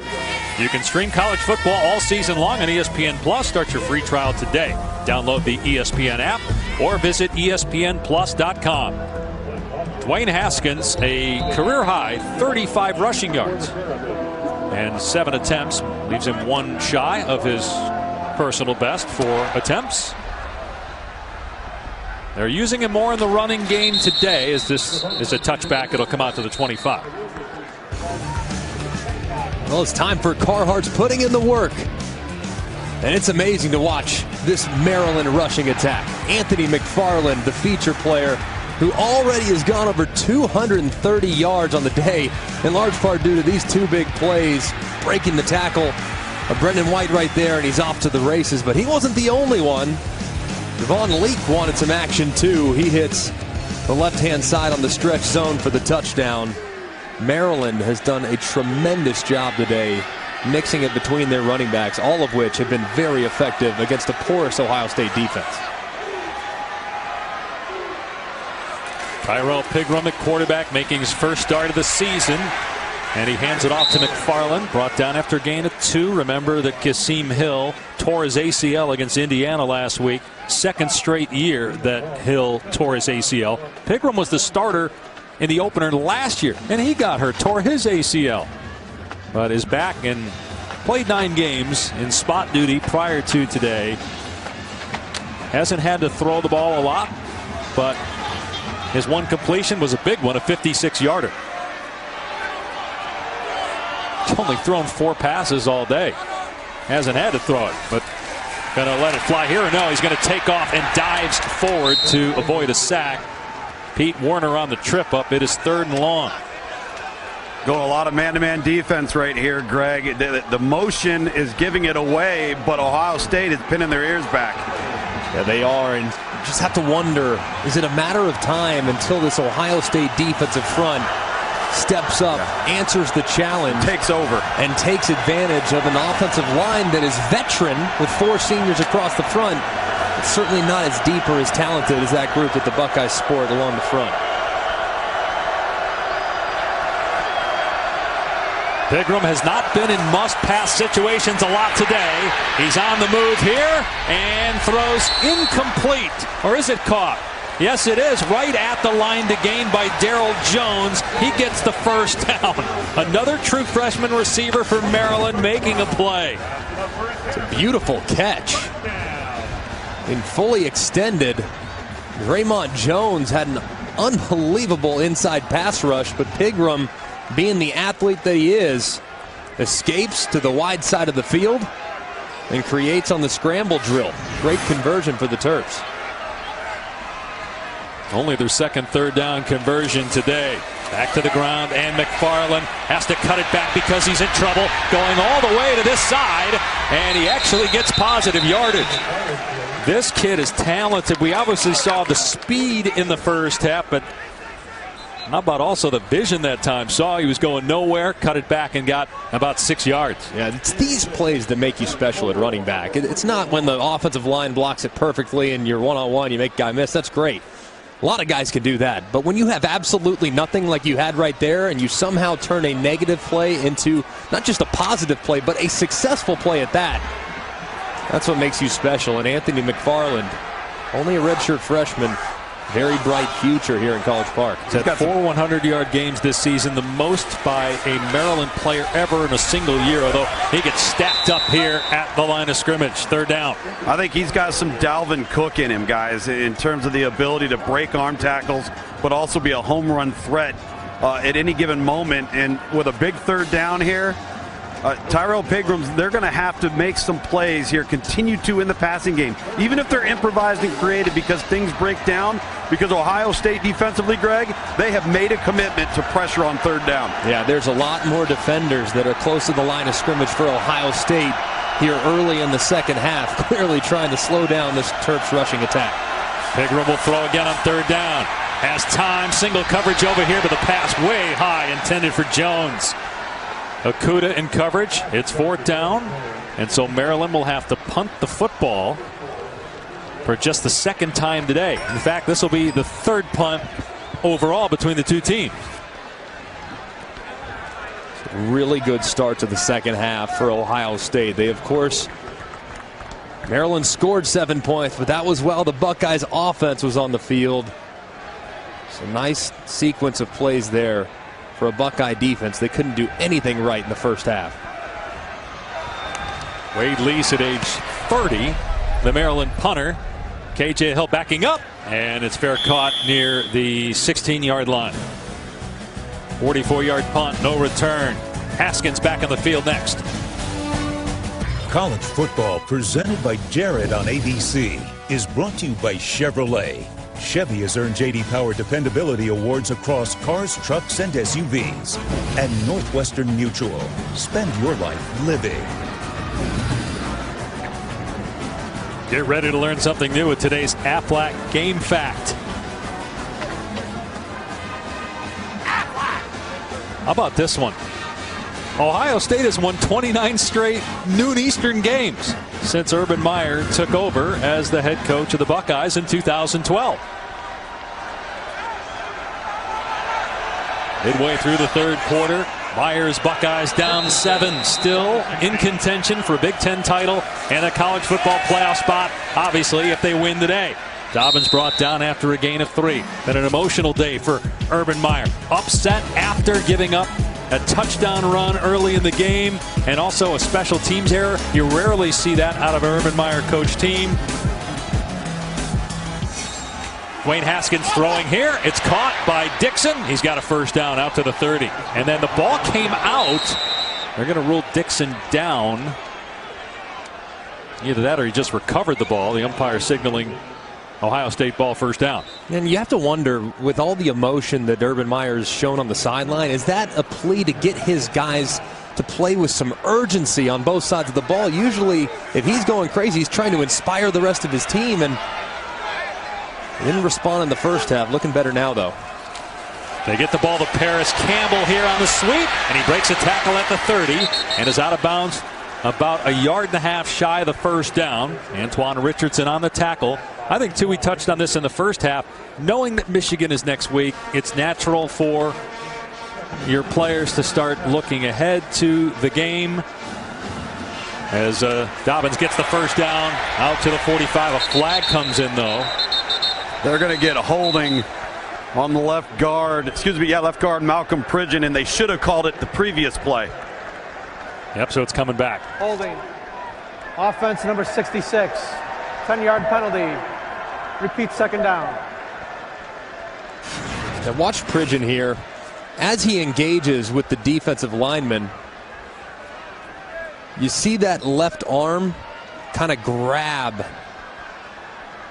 what looks like Kieran Howard, number 59, as the ball is getting close to the line of scrimmage. It's a good job by the officials.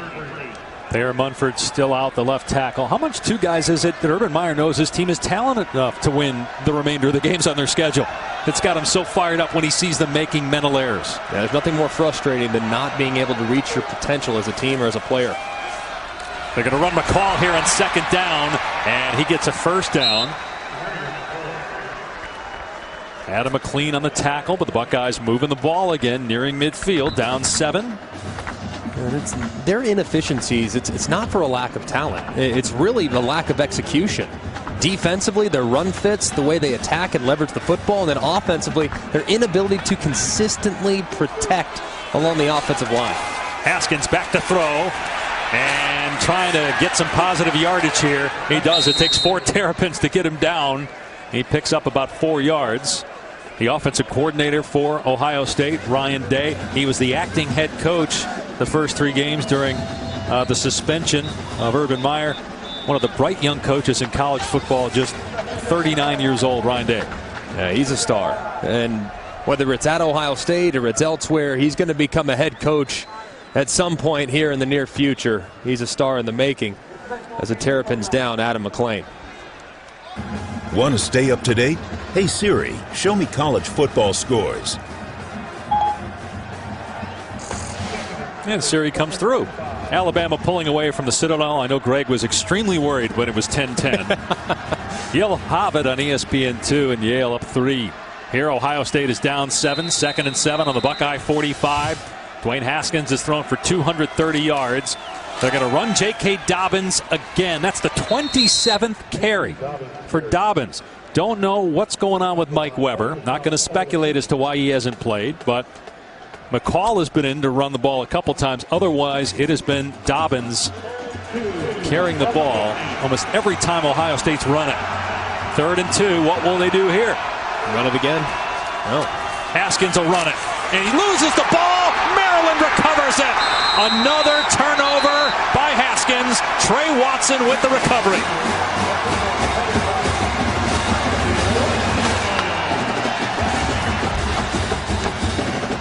It looked like Haskins didn't like anything, so escapes north and south, and he just runs right into the back of Demetrius Knox, which dislodges the football. And look, he just runs right into the back of number 78, and there the ball goes flying. So go back to the end of the first half as, again, the reaction of Urban Meyer tells the story. He just can't believe the mental errors. You turn it over inside the Maryland 5 going into halftime. A chance to tie the game. Then a pick 6 to start the 3rd, and now another turnover. And here's McFarland on the sweep into Buckeye territory and dragged down by White. But a good gain on first down. Ohio State is not a group that turns it over a whole lot. They've had 3 today, and Maryland trying to take advantage. Anthony McFarland, what a day he's had. And he is now at 245 rushing yards. The most against Ohio State was Tim Diakabatuka. You remember him? Oh, absolutely. 95. First round pick of the Panthers. Here's Leak, and Draymond Jones was a very underrated player. Junior out of Cleveland. He, because of the injury to Nick Bosa, is starting to get more press. He's a semifinalist for the Bednarik Award, going to the best defensive player in the country. So many good defensive linemen in college football this year. He's one of them. He's outstanding. The defensive tackle is about the strongest position in college football from depth standpoint, and Draymond Jones is up there near the top with Ed Oliver and Quinnen Williams and some of the greats at Clemson. Draymond Jones largely overshadowed when Bosa was on the field, but making his presence known here late in the season. Tackle for a loss there, and it's 3rd down and 5. Pigram going to throw. Pigram gets hit, and his pass thrown out of bounds. It was Jones again in the backfield. 4th down. Draymond Jones just goes to work right here. Watch how quickly, I mean, he just plants Johnny Jordan, the center, and he gets the hit on Pigram, forcing the errant pass. Draymond Jones, those last 2 plays, said, all right, I'm the best player on the field. I'm about to show you why. And that was clinical, the last 2 snaps for the defensive tackle. And it took us to 4:15 on the clock of the 3rd quarter to have our first 3 and out by either team. Line drive punt. KJ Hill lets it bounce. And it will die at the 8-yard line as we go to Matt Barry in the studio. And Matt, Northwestern would play Ohio State, but the Buckeyes obviously have their hands full here. And then they have Michigan next week. If Ohio State loses today and Michigan wins against Indiana, then Michigan clinches the Big Ten East. Maryland trying to get bowl eligible. They're at Penn State next week. Haskins to throw from his goal line. Long pass to the tight end, Farrell. Farrell makes a defender miss. And out of bounds at the 20. It's a 1st down for Ohio State. Gain of 12. Greg, I think they got to keep this tempo up because it's the one thing that can wear down Maryland's lack of depth. When they're trying to substitute and Ohio State's going, Maryland's not even getting lined up right now. Here's Dobbins, another carry off the right side. Close to another Ohio State 1st down on the 28th rush of the game for sophomore J.K. Dobbins. There's been a couple things that I haven't really quite figured out as to why Ohio State hasn't used more tempo throughout the course of this game, just to get their offense into a rhythm. And why have they not found more unique opportunities to get the ball to Paris Campbell? He's your most explosive playmaker, and he only has a couple touches. He's not even on the field right now. So at some point in the next 18 minutes of this game, they need to get number 21 involved. Dobbins matching his career high with his 29th carry, gets the 1st down, but a penalty flag down, and now a 2nd flag is down. There's actually 3 penalty markers in all on the field right now. 2 thrown at the line of scrimmage, and now they just took the 3rd that was thrown downfield and put that right next to another one at the line of scrimmage.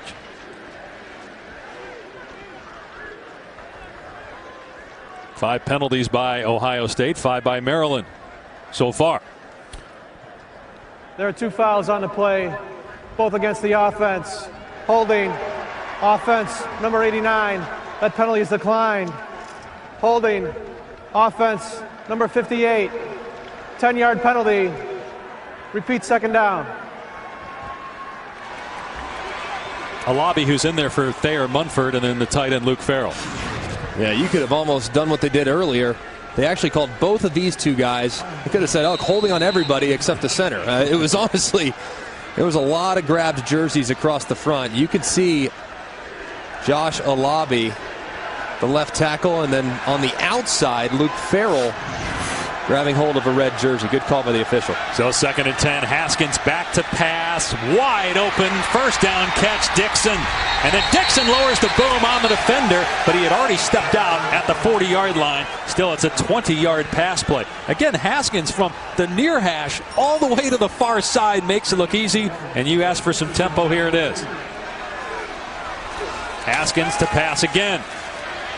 Dixon again into Maryland territory. Out of bounds at the 44. 16 yards. And Haskins getting in a rhythm now. They keep it moving. Haskins throws again out in space to Hill. Bumped out a play by Davis after a gain of 5. Yeah, they're playing hyper speed too, and they're keeping it on the left hash. The reason why they're keeping it on the left hash, that's away from Maryland's sideline. So it's a long way for those Terrapins to substitute and run on the field. Haskins steps up and zips it. Oh, what a catch! Up the ladder! And now they say Johnny Dixon didn't come down in bounds. Although there's a discussion going on. Did Dixon get a foot down?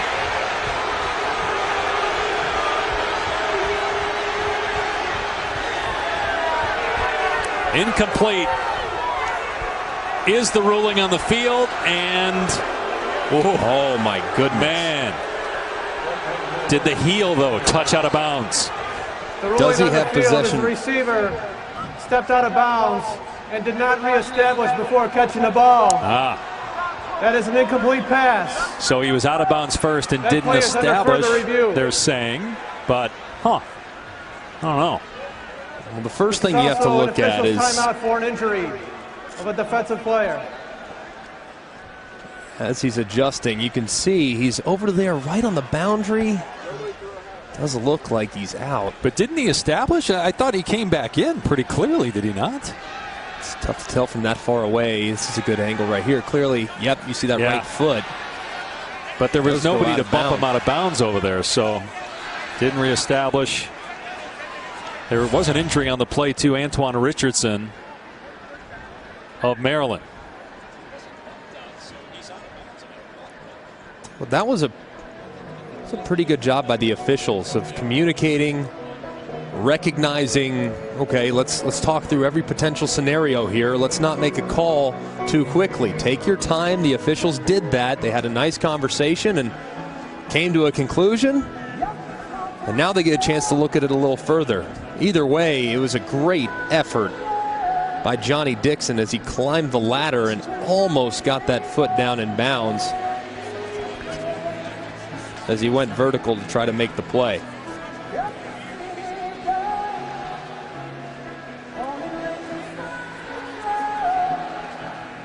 .216 on the clock. So only if the ball is touched by the defense first, or if the offensive player is pushed out, can you come back in and be the first to touch it. After review, the receiver stepped out on his own, then came back in and was first to touch the pass. By rule, this is illegal touching. It is loss of down at previous spot, third down. Yeah, if you're pushed out, you can come back in. But if you go out on your own, you can't be the first to touch the football, and that's exactly what Johnny Dixon did there. Yeah, you can see right there that right foot does go out of bounds, and he was not forced out by the defender. It's a good job of getting organized, making the correct call on a big play here in the second half. So it's 3rd down and 5. Demario McCall in the backfield now. 2:15 on the clock. McCall leaves the backfield, and there's some confusion. Plenty of time, though, on the play clock. Pressure coming from Maryland. Haskins gets it away, but it's high and incomplete. He got hit, too. He tried to hit Paris Campbell. Pressure by Ely of the Terrapins. Yeah, Maryland going with an all-out pressure look all around. So they bring in KJ Hill to apply a little bit extra protection on the right side. Haskins knows that he doesn't have much time. A nice opportunistic play call right there by Andy Boo, the defensive coordinator for Maryland, bringing the house against that empty look. And it's really no surprise they're punting here, because Drew Chrisman last week against Michigan State had 5 punts in the second half that were down inside the 6-yard line. Can he do it again? Perfect. Fair caught at the 5 by Tavon Jacobs. Well, coming up later on ABC from the Big 12 at 3:30 Eastern. Number 9 West Virginia on the road at Oklahoma State. Oklahoma State played great against the Sooners last week. And then tonight, our ABC prime game, UCF Cincinnati from Orlando. It's also live on the ESPN app. UCF has won 22 in a row. And how about Lee Corso today picking the winner on ESPN College Game Day as only he can. He did it in style, did he not? I mean, not just donning the headgear, full night gear. Solid stuff. Probably took him an hour to get into that and another hour to get out of it. McFarland in trouble in the backfield, thrown down at the 2-yard line. Malik Harrison makes the play. So a loss of 3 or 4 on 1st down. The defense for the Buckeyes much better in the second half. It has come alive. I think Greg Schiano, the defensive coordinator, the challenge that he issued this front 7 has certainly responded, because these last couple drives, they've been off the charts.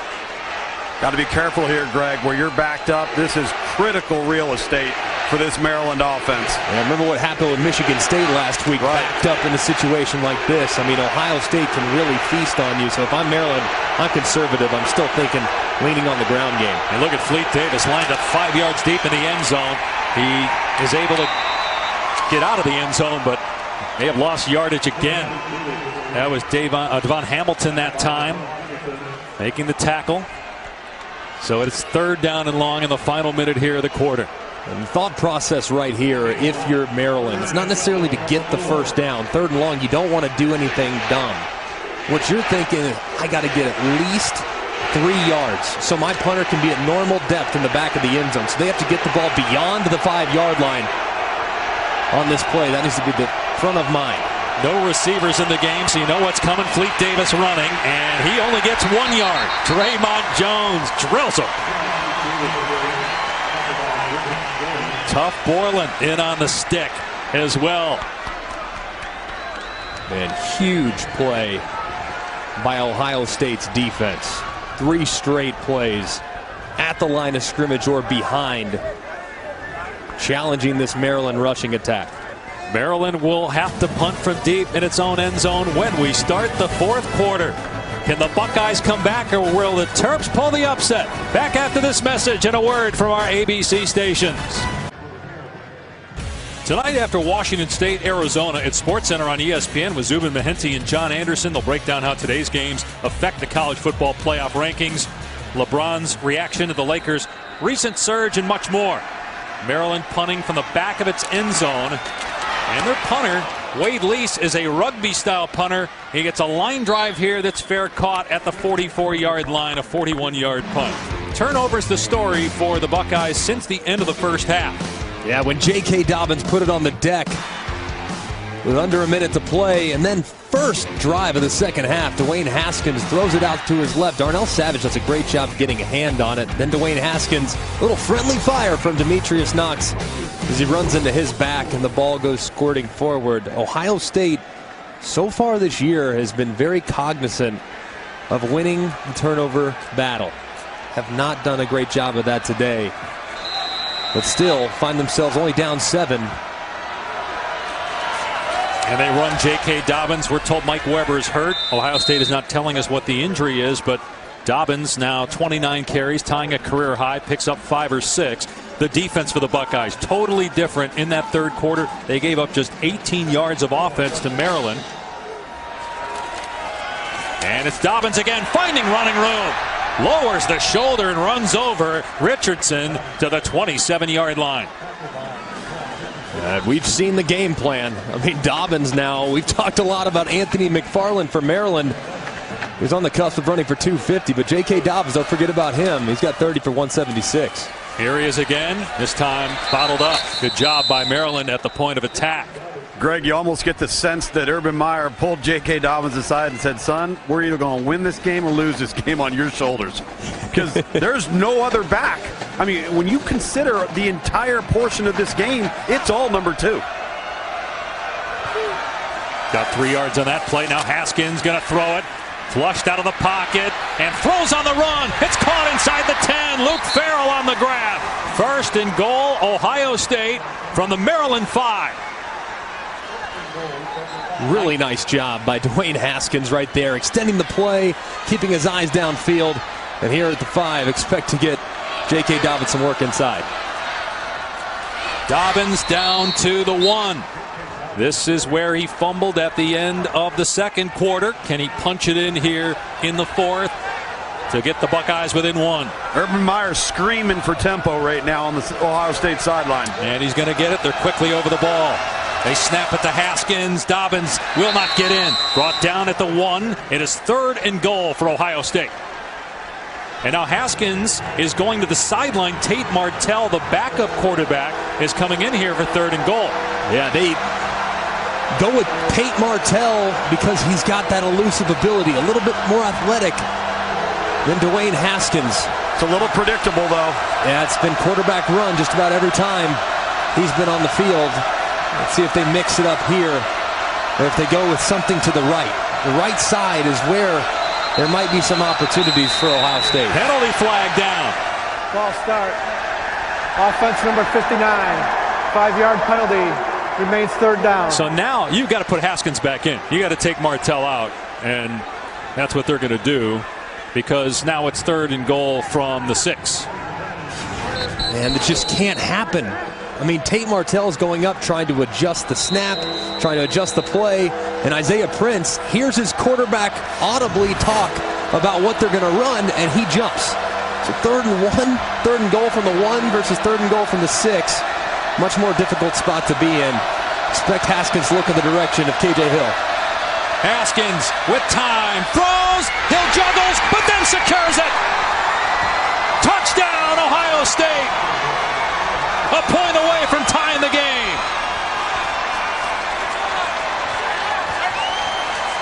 Dwayne Haskins' parents looking on. He ties J.T. Barrett for the school record 35th touchdown pass this season. Went to high school, about 20 minutes away. The point after gives us a new game here in College Park, 31 apiece. Despite all the mistakes on defense, the turnovers on offense, and on special teams, Ohio State has stormed back to tie Maryland with a Big Ten title and a spot on the college football playoff still in play.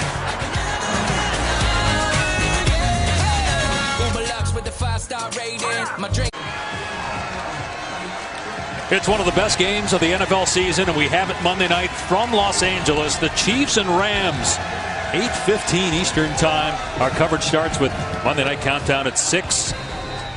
Simulcast in Spanish on ESPN News and the ESPN app. It's going to be an unbelievable game. 2 great young quarterbacks.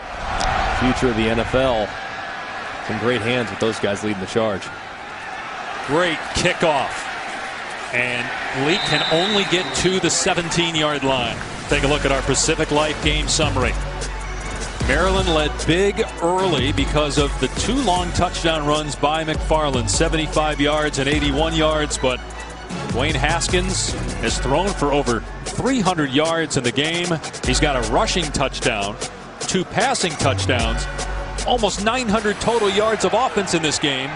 And the defense for Ohio State has really stepped up in the second half. Will Pigrome have to throw the ball? It's only 2 of 7 in the game.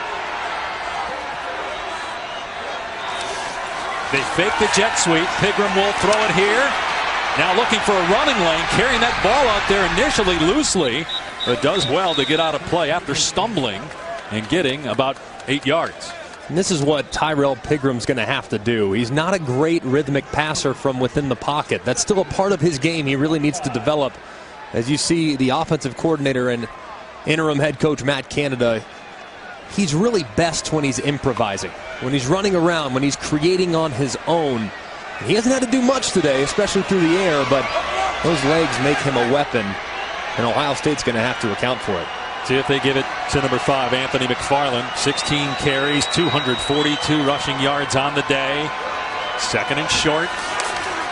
It is McFarland. Huge lane. And McFarland breaks to the outside. Past the 40-yard line. Turns on the Jets. And scoots out of play in Buckeye territory at the 48-yard line. 28 more yards for McFarland. Yeah, you're going to see a cutback right here because of all the surge by this Ohio State defense. Look at that cutback lane, and McFarland does a great job of getting north and south and then breaking it back out to the edge where he has some room. McFarland has been absolutely off the charts today, and his offensive coordinator and interim head coach Matt Canada has done a great job of creating space for him in the run game as well. Can't wait to watch this kid run the next 3 years. Just a redshirt freshman. McFarland the deep back. He'll get it again. Well defended by White, but still 2 or 3 yards. McFarland, though, injured. He missed his senior year of high school in Hyattsville, Maryland with an injury. Redshirted last year. Burst onto the scene this year with a 200-yard game last week. Another 200-yard game this week. But Maryland's best offensive player is shaken up. Back in a moment. Take a look at some of the Ohio State and Maryland faithful in the military from around the world as we honor those who served. Brought to you by Navy Federal Credit Union.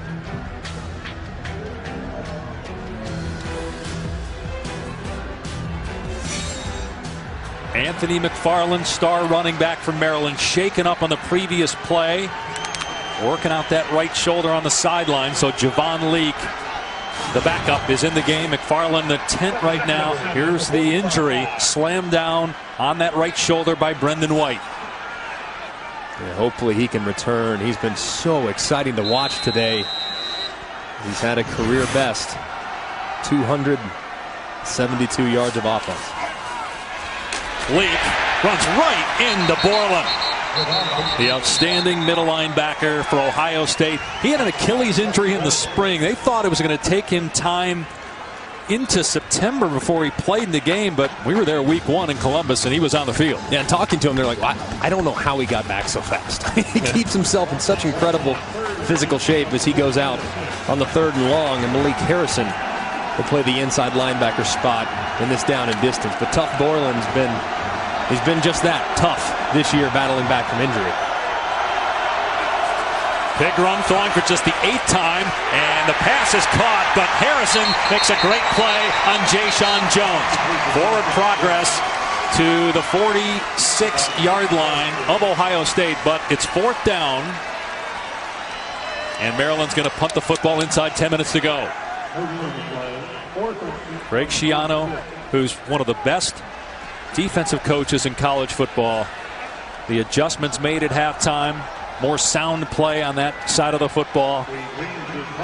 Maryland really has been unable to do anything offensively here in the second half. Yeah, it's been a complete Jekyll and Hyde performance with the way this defense has answered in the second half.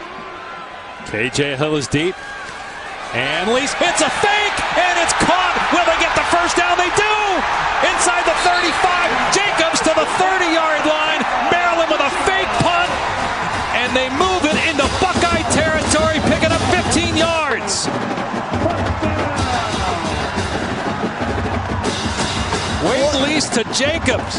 What a great play and design.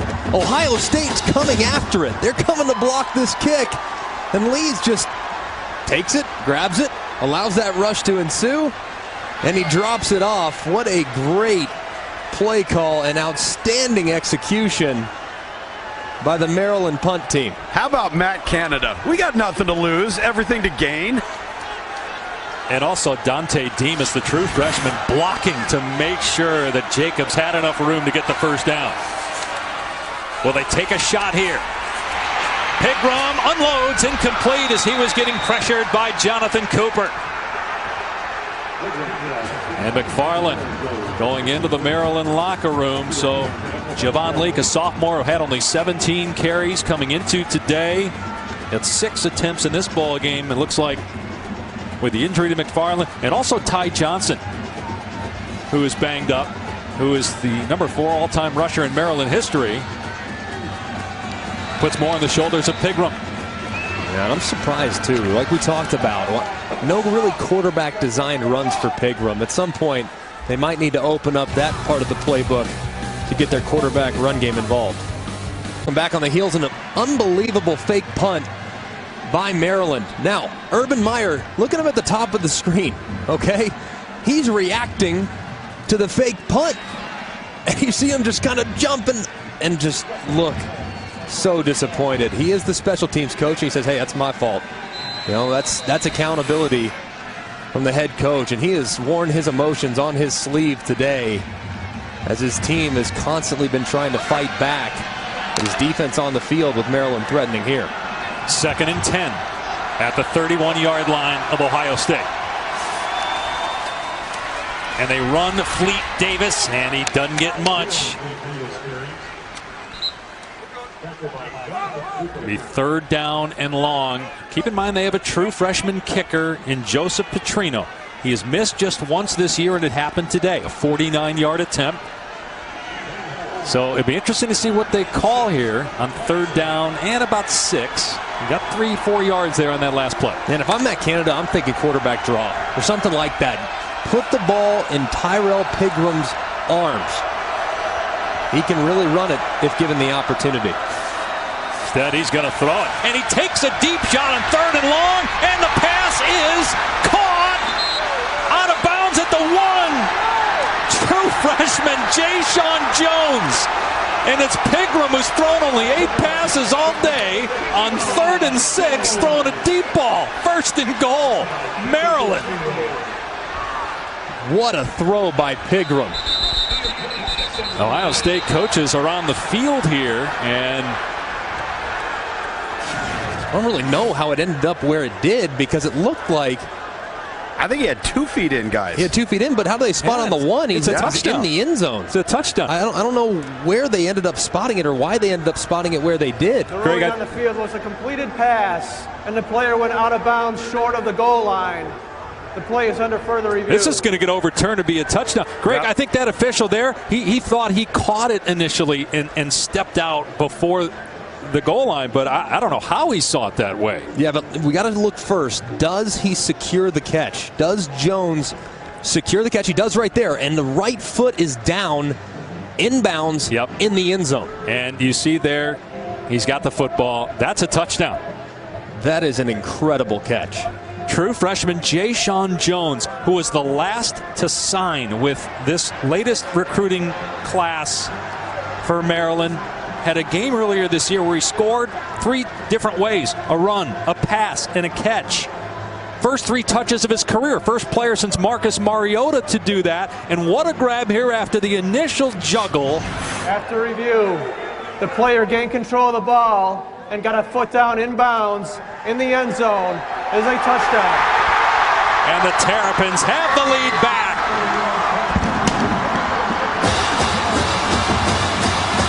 Give the quarterback some credit, too. It's a great throw by Pigrome.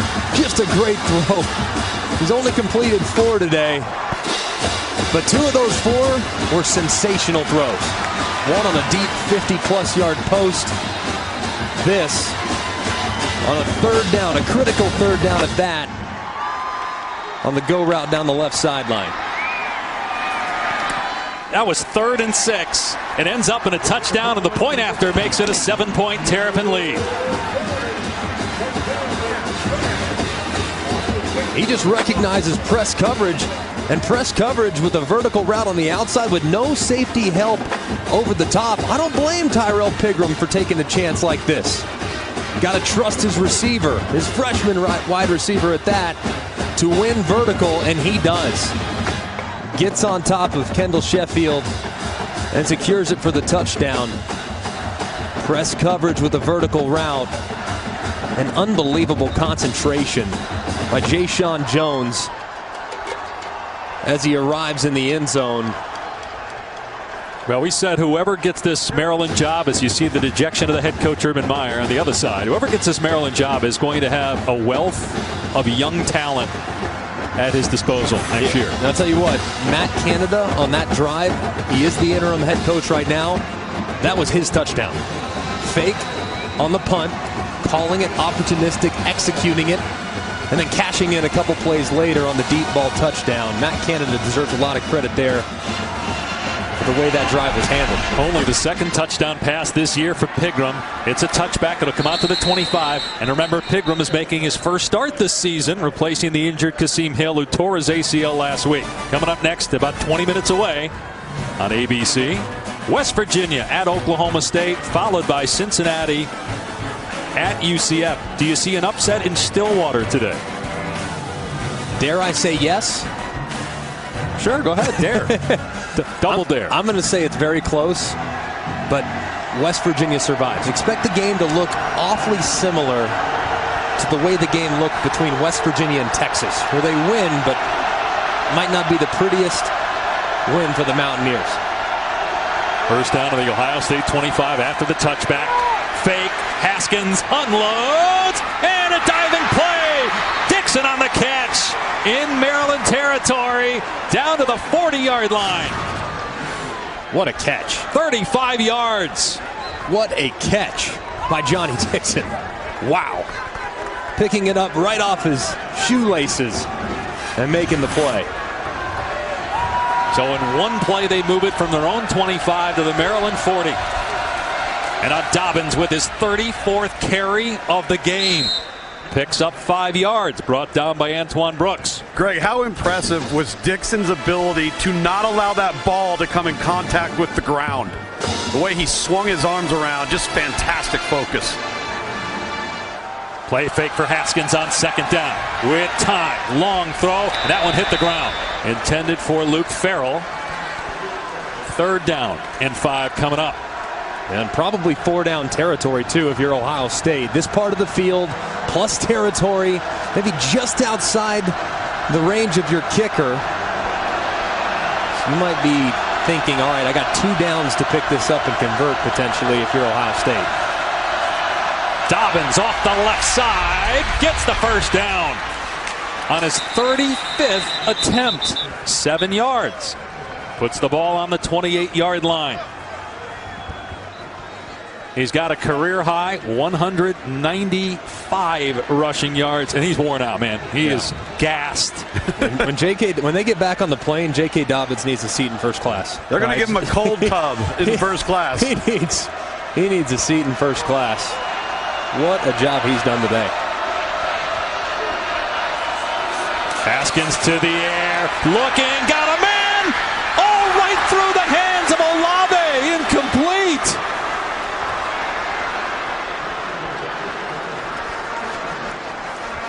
Had to turn around and couldn't relocate the ball right through the midst. Just a late adjustment by Olave. They had the similar play earlier to KJ Hill, and Haskins threw it up the field. Olave just can't locate it as he turns his body. Demario McCall in the game on 2nd down, but it's Haskins keeping it, and he's grabbed by Trey Watson and brought down. They haven't run him a ton this year, more today than in previous games.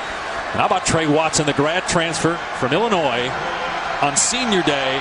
He spent a good 15 minutes with us yesterday, talking about his love for this team, even though it's been 1 year here. All that they've been through with the death of Jordan McNair in the offseason, how it's brought the team closer together, how fired up they are to play this game, and it's showing today.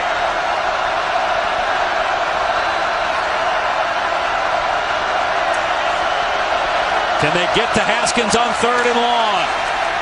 They force him out of the pocket, and he throws, caught, 1st down, Hill. What a pass moving left by Haskins to the 17-yard line. This is why Dwayne Haskins reminds me of Ben Roethlisberger. He just flips those shoulders nice and easy. Look at the tight spiral, too. He's putting it right between the 1 and the 4 on KJ Hill's jersey. Very accurate moving to his left. Dobbins back on the field, but Haskins going to swing it out to KJ Hill. Turns it upfield. Close to another 1st down inside the 10. Tackled by Savage, just short. Nearing 5 minutes to go here in the 4th quarter. Ohio State down 7, and there's an injured Maryland player. Ohio State sideline does not like this at all. Oluwaseun Oluwatimi is shaken up for Maryland. 7-point Terrapin lead here in the 4th. Welcome back to Maryland. This was Urban Meyer during the break, and don't know if this is just frustration, anger over the day. We do know about previous health issues with Coach Meyer. The cyst on his brain that had to be drained 4 years ago that becomes a problem when he gets too fired up sometimes and too emotional. Looks to be doing okay here. 2nd down and 1 on the 8-yard line. Ohio State down 7, nearing 5 minutes to go in the 4th quarter. Dobbins, and he gets the 1st down to the 6. Brought down by Brooks. Fresh set of downs now for the Buckeyes. 1st and goal.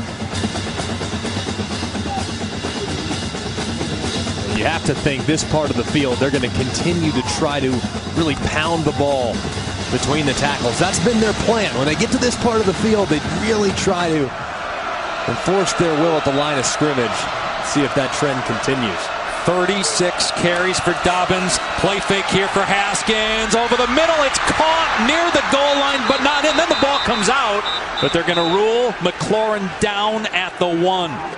2nd and goal from the 1 with the clock running 4.5 and counting. Breaking a tendency there, going with play action. And you can see McLaurin secure it, go down to the ground. McLaurin's a little shaken up. He got slammed down by Rashad Lewis, the son of the great Ray Lewis. And you saw, too, the ball in his left hand was short of the goal line. So he definitely didn't get into the end zone. And he definitely was down when the ball came out. I like the play call there, though. They've run it inside so many times when they get to that 5-yard line. This time they fake the run inside, get some crossing routes, and almost get the touchdown. Without that pressure right there, Greg, I think that ball was just meant to be kind of lofted and drag McLaurin across the field. Yeah, he had plenty of space, but didn't have enough time to allow McLaurin to really separate as he tried to break away from the defender. To be the 11th play of the drive coming up. 2nd and goal from the 1. Emotional day for Maryland because it's senior day. Emotional day for Urban Meyer. Knowing his team is talented enough to win out, but a lot of mental mistakes on defense and special teams. He's been frustrated throughout.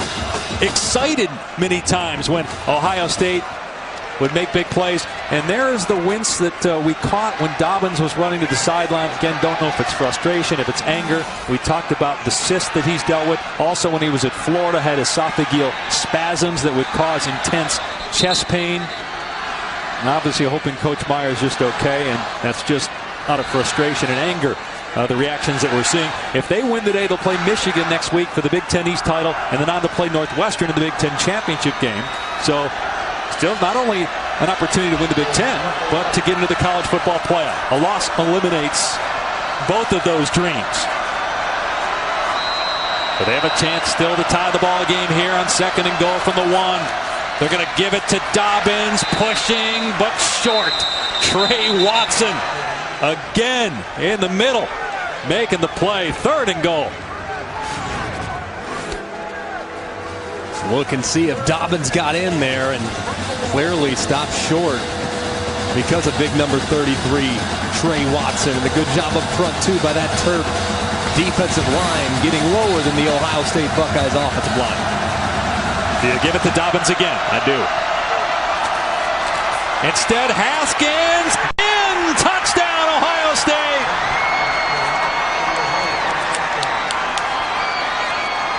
Second rushing touchdown for Haskins.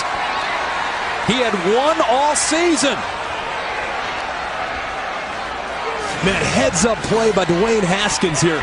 Low snap. This is supposed to be a handoff to J.K. Dobbins. Instead, Haskins recognizes, hey, low snap, secure it, and all surge forward instead of trying to create the handoff mesh. It's a heads-up play by the quarterback, not making the bad play worse and actually turning it into a positive. Paul Beal ties the game at 38 apiece with 3:41 to go. Haskins homecoming. He has scored 4 times, twice running, twice throwing. But how about Maryland on its last drive? A fake punt.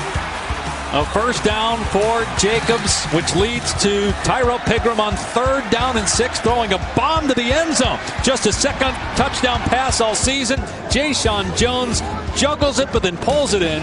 But again, the Buckeyes storm right back to tie it up.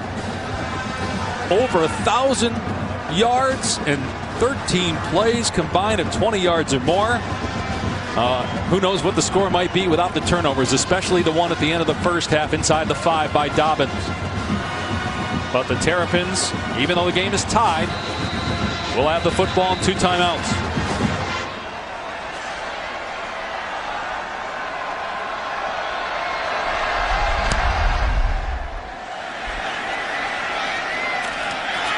From the 20-yard line, Leak past the 30, kicker makes the play. Haubeil at the 39-yard line. Did Haubeil reach a leg out here and kick the return man? You see Leak holding his stomach. I mean, that's tripping. I mean, Haubeil lays out, but he lifts those legs back up. Fortunate to not have a penalty flag thrown there on the kicker and the tackle. Great return, though, out to the 39-yard line. And Anthony McFarland is back in the game. He went to the locker room the last time we saw him with a right shoulder injury. But it's a pass play. Pigram looking deep. He's got a man. It's caught. inside the 5. Touchdown! Darryl Jones!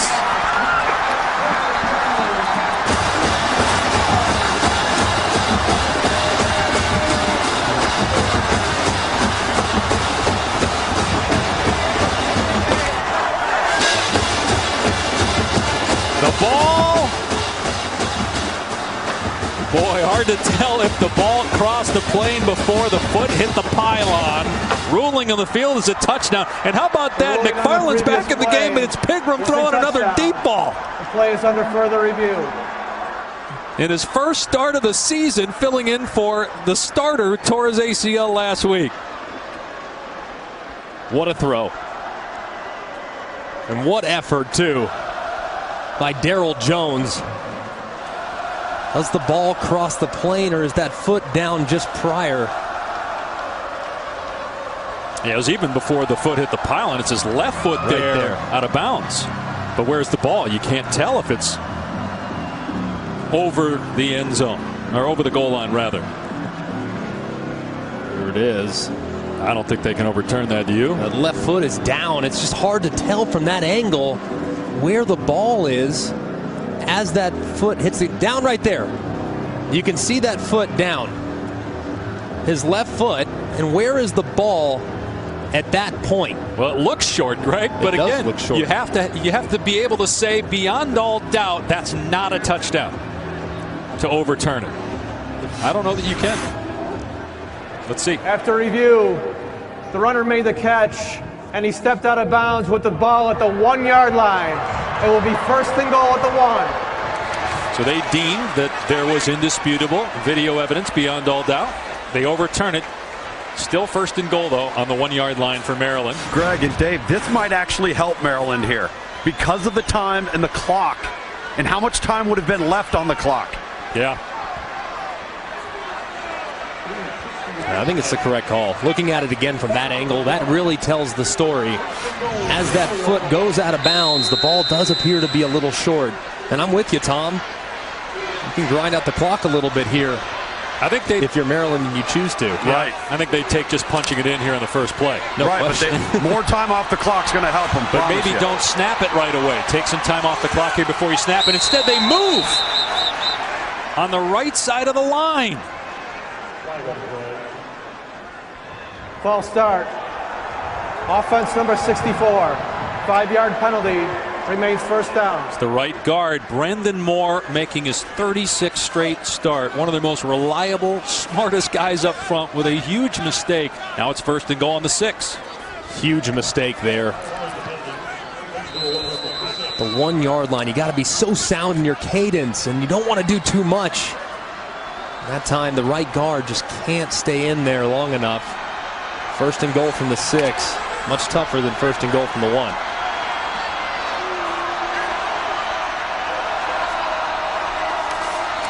McFarland gets the carry, and he gets drilled at the 5-yard line. Borland had him first. Harrison cleans him up. But as Tom pointed out now, the clock works in their favor, so Ohio State has to start using its timeouts, and the Buckeyes do here.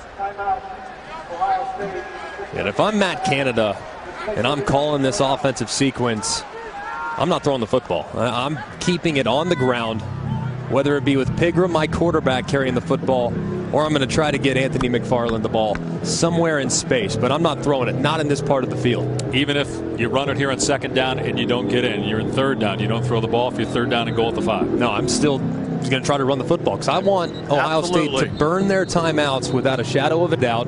And even if we kick a field goal, you're still in a pretty good spot given the way your defense has played at times. Not so much in the second half, but I'm definitely running the football. I'm not taking any unnecessary chances with the pass rush that Ohio State has and the defenders that they have on the back end in man coverage. And you can control what Ohio State would have to do by running the ball. Clock is at 2:41. Each team with a pair of timeouts. Second and goal on the 5. Pigram going to keep it. And he'll lose yardage. Huge hit by Harrison, leveling Pigram out of bounds. And it's a loss of 2. It's third and goal on the 7. Do you stick with running it here? Because the clock's moving. You're outside 2 minutes. But, boy, third and goal on the 7, Greg. Yeah, I'm still running it. I just know Pigram is a better athlete than he is a thrower at this point. You can't go out of bounds there. No, you can't. You got to be aware of where you are on the side. Looked like Pigram tried to give himself up as he got close. But the clock's moving. I mean, I know it saves maybe a few seconds for Ohio State, but you're outside 2 minutes, so the clock's moving. They've run the ball efficiently on this down and distance so far today. I would look to them to continue to try to run the football. They do have a true freshman kicker, but Pigram's going to throw it here on 3rd and goal to the end zone. Way overthrown. It's 4th. There's a late flag that just came down.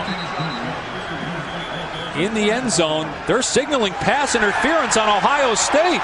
But was it catchable? The ball was thrown way over the head of the intended receiver, and Urban Meyer is saying he had no chance to catch that.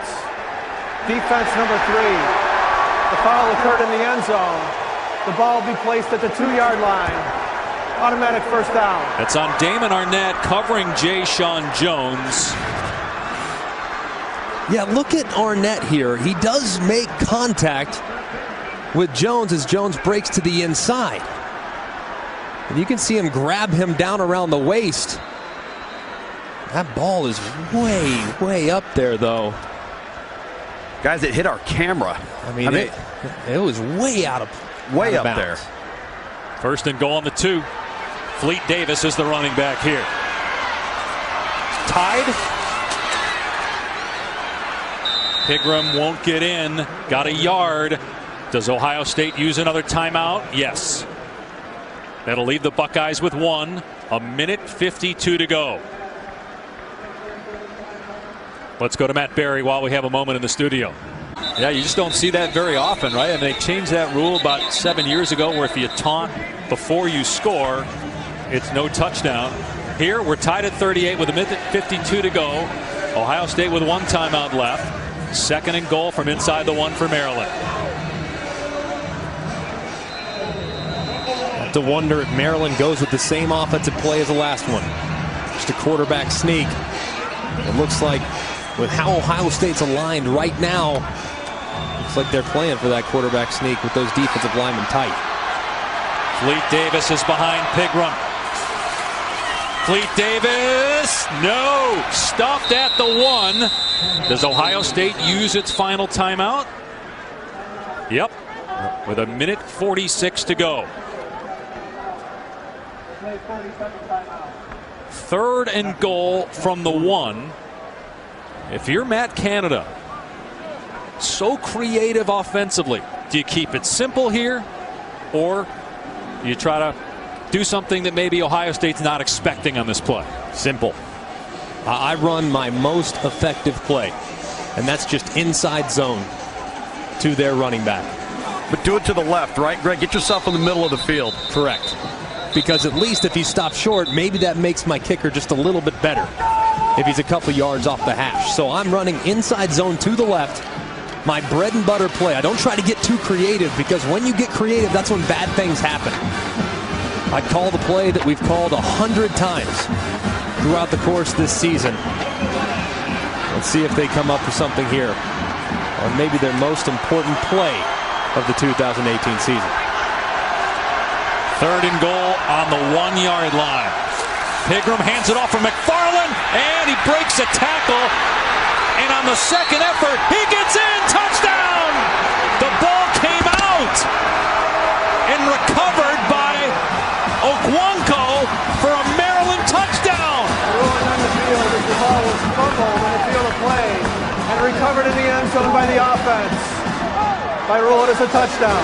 McFarland on 2nd effort lost the ball, and true freshman Chigoziem Okwonko recovers the ball at the 1-yard line. A fumble that went into the end zone was recovered by the offense for a touchdown. The play is under further review. Pete Werner forced the fumble. Okwonko recovers it in the end zone, just pounces on it right there after a great play by the Ohio State defense. Man, what a play for Maryland. McFarland doing everything he possibly can to try to break the plane. He extends those arms out, which leads to the fumble. And Okwonko It's the right place at the right time. And he hops on it in the end zone. Wow. For the touchdown. Wow. The bounces have gone the way of the Terrapins here today. Just like you practice it, boys. Go with the jet sweep to McFarland. He's been their bell cow all day. He got banged up earlier in the game. It's an interesting play call because that action, that handoff happens so quickly. You do see fumbles on those quite a bit. He's stopped short, but the freshman receiver appears to have bailed him out with a massive fumble recovery.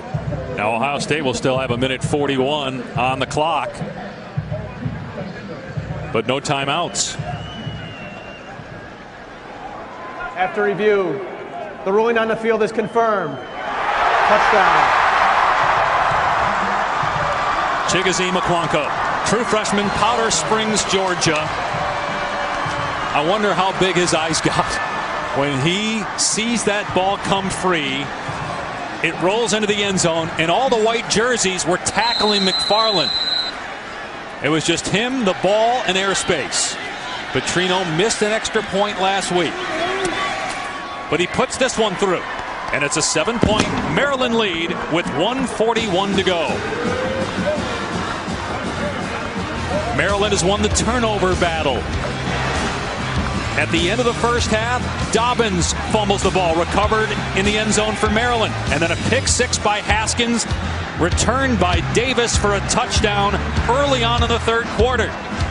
And then Haskins runs into offensive lineman Demetrius Knox and coughs it up, recovered by Trey Watson. The fake punt by Maryland leads to a great touchdown catch by true freshman Jayshon Jones. And then how about the defensive pass interference on Damon Arnett? It was going to be 4th down for Maryland. Instead, it's a fresh set of downs from the 2, even though it looked like it was way over the head of the intended receiver and uncatchable. They threw the penalty flag and kept with pass interference. And then Maryland is able to score on a fumble recovery to go up 7. Demario McCall is deep. No timeouts left for the Buckeyes. They've been kicking it short all day. McCall doesn't signal for a fair catch, and he's past the 25. And McCall still going across the 40, and finally run out of play near midfield by the kicker Petrino. Great return of 37 yards by McCall. Plenty of time now for Ohio State. Plenty of time. If I'm Dwayne Haskins and I'm in the huddle, I'm telling the guys, hey, we just got to get this drive started. Great field position, excellent work, kickoff return team. Just have to have a positive play on first down to create some momentum in a 2-minute situation. They're going to go empty here. Dobbins leaving the backfield on first down for midfield. Haskins, homecoming for him. Went to high school in Potomac, about 20 minutes from here. Throws complete. Paris Campbell, first down inside the 40. Clock will stop to reset the chains. Plenty of time, no need to go hyper speed. But in this situation, if you're Dwayne Haskins, I'm thinking Johnny Dixon, Campbell, and Hill. Those are my playmakers. Haskins leaving the pocket, being chased, gets rid of it to Dobbins, who makes the catch and is out of bounds, stopping the clock. He picks up 2 or 3 on the play. 1:14 to go for the Buckeyes. Down 7, no timeouts remaining.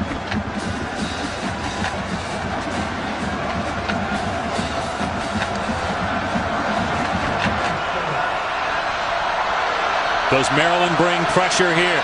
They rush 4. Haskins climbs the pocket. Now throws deep and throws it away. KJ Hill looked like he was actually open there underneath. Yeah, he was. Haskins got a little greedy there, trying to pick up the big play instead of just taking what was underneath. So if I'm Haskins here, I got to be thinking down and distance more so than anything else. Third down, be mindful of the down and distance. No need to get it all right here. Just get it to a spot where the 4th down attempt can be very manageable. Again, an empty set. 3rd down and 8. Haskins. Oh, he got hit. Oh, but he still completes it. What a throw. Campbell on the catch. 1st down at the 20-yard line.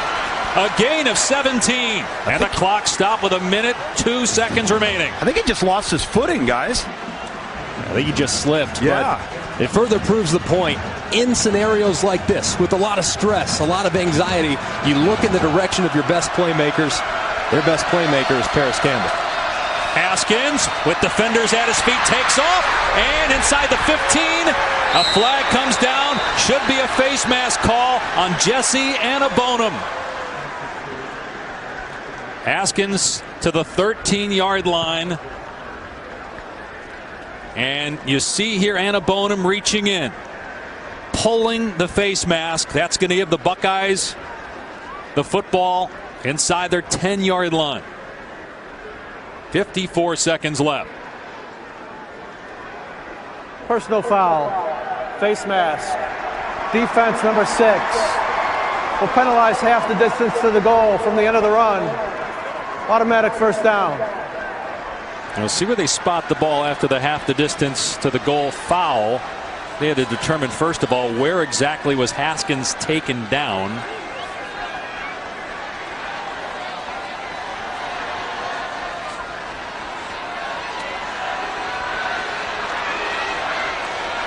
They'll spot it at the 7.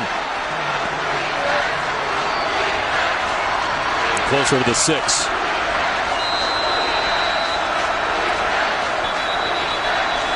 A timeout by Maryland.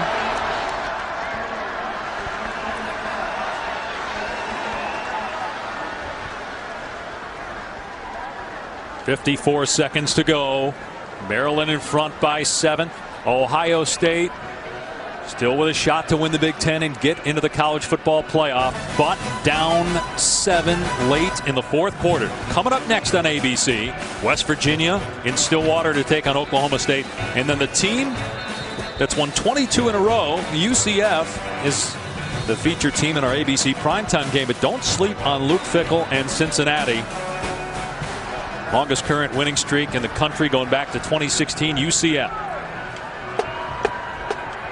All right, 1st and goal for the Buckeyes on the 6-yard line. Demario McCall is in the game at running back. Dobbins has carried it 37 times. Haskins has carried it 12 times, a career high. And he has 2 rushing touchdowns. But he'll throw out of an empty set. Looking end zone for Hill. Knocked away, incomplete. Savage with a terrific play in the end zone.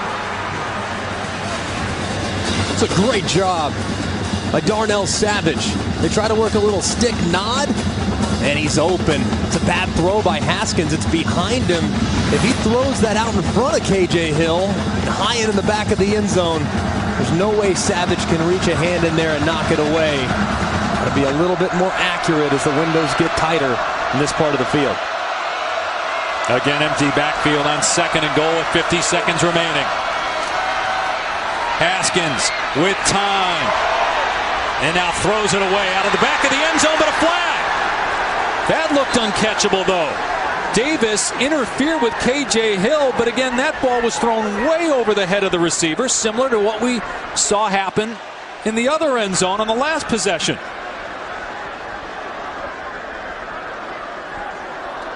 Unless there was another foul. Prior to the pass, holding. So defense number 2 will penalize half the distance to the goal. Automatic 1st down. Yeah, so in that case, on defensive holding, it doesn't matter whether the pass was catchable or not because it's before the ball is thrown. And so 44 seconds to go. 1st and goal from the 3-yard line. Again, no timeouts for Ohio State. Dobbins in the backfield with Haskins. Haskins to throw. Gets rid of it quick. And it's caught. Touchdown, Benjamin Victor.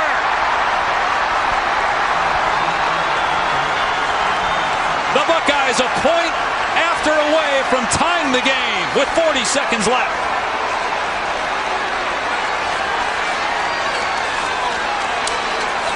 Dwayne Haskins' parents looking on as he throws his 3rd touchdown pass in his over 400 yards passing. his fourth 400-yard passing game. The extra point ties it at 45. Maryland will get the ball back with 1 timeout remaining.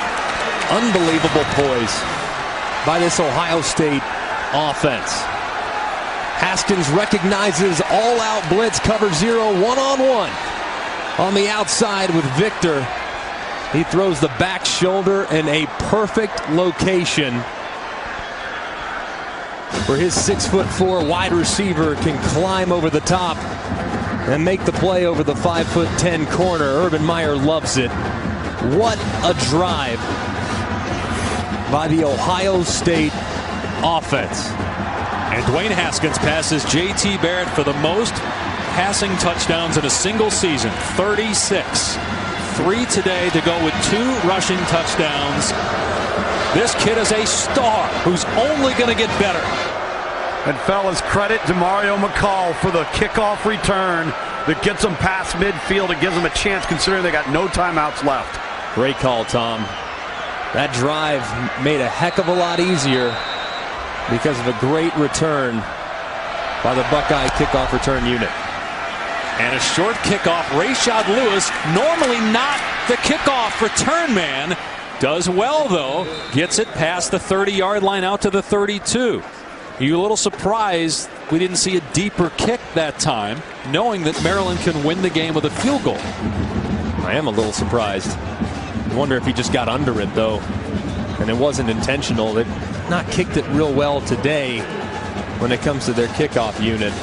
Here they are, Maryland's offense with the chance now to secure potentially an opportunity to go to the postseason. Plenty of time, 36 seconds, only need 3, and you got a timeout in your hip pocket if you need it. Pigram throws it deep, receivers wide open, caught inside the 40, Jacobs. The clock will stop as they reset the chains at the 38-yard line. 28 seconds to go. Once the chains are set, they'll run the clock. It's a 30-yard pass play. They're not in field goal range yet. True freshman Joseph Petrino missed a 49-yarder earlier. Pigram gets hit by Jones, throws it deep and out of bounds. 15 seconds to go in regulation. True freshman Joseph Petrino, his only miss this season was in this game. He was 4 for 4 last week, 10 for 10 on the season coming in. You would think that they have to get to at least that point. He's made a 40-yarder this year. That's his long in the season. It was very windy when we started this game, but it's died down.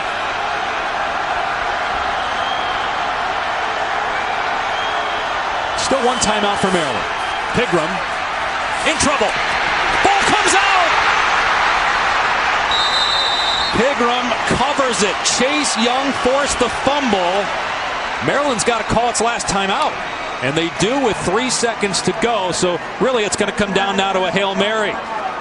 Draymond Jones was trying to get to that loose ball after Chase Young forced the fumble of Pigram.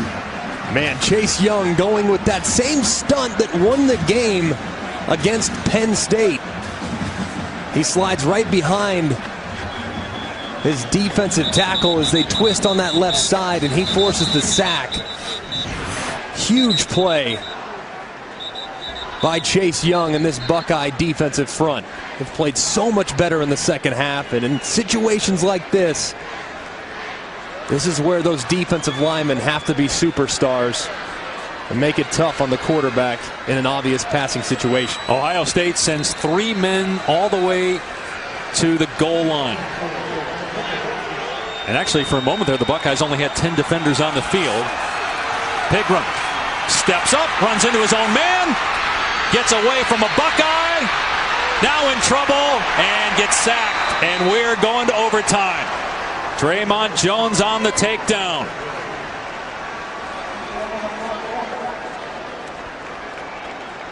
Free college football.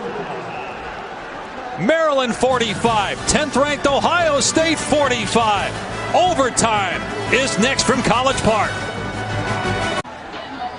Matt, Ohio State was down 17-3 in the first quarter and down 45-38 in the final minute, but tied the game.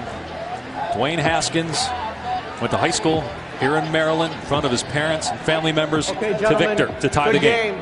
Overtime, extra periods.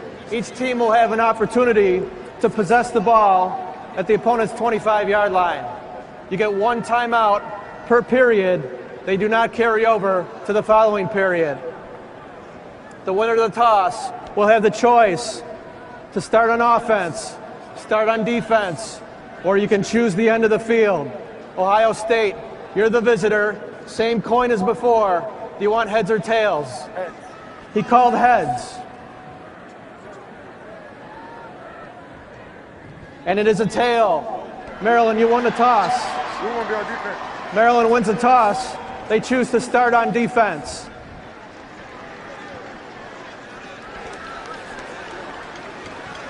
Ohio State now gets to pick which way they want to go. Let's take a look at what happened at the end of regulation.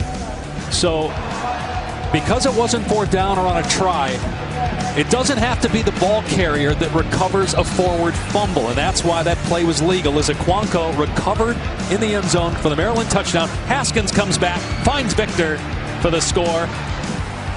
There were also pass interference calls on the defense on both possessions that were questionable that allowed the drive to continue. Here are the overtime rules. Each team gets a possession until the winner is decided, and once you get to third overtime, if you score a touchdown, you have to go for two. Did Maryland make the right decision putting the defense on the field to start the game? Absolutely. You know exactly what you have to have in order to either extend the game or win the game. So you obviously take defense first if you win the coin toss. My theory offensively has always been to be aggressive in the overtime period. They're going to hand it off to Dobbins, his 38th carry of the day. He's inside the 20 and pushed out of bounds at the 16-yard line by Savage. So that's a 9-yard pickup on the first play of overtime. What a workhorse he's been, guys. I don't know if Ohio State would be in this game without J.K. Dobbins. Well, especially as you pointed out, Tom, to us, the injury to Mike Weber that's been undisclosed. 91 plays run by Ohio State to 61 by Maryland. 2nd and 1. Haskins throws to Dobbins. He can't come up with it. It would have been one-on-one over there had he pulled that ball in with a linebacker, Isaiah Davis, but he couldn't make the catch. 3rd down. It was a good thought against all-out pressure from Maryland's defense. This particular spot, 3rd and 1, I got to give it to Dobbins. It's been so good for me today, especially in this part of the field. I got to give him a crack at it on 3rd and short.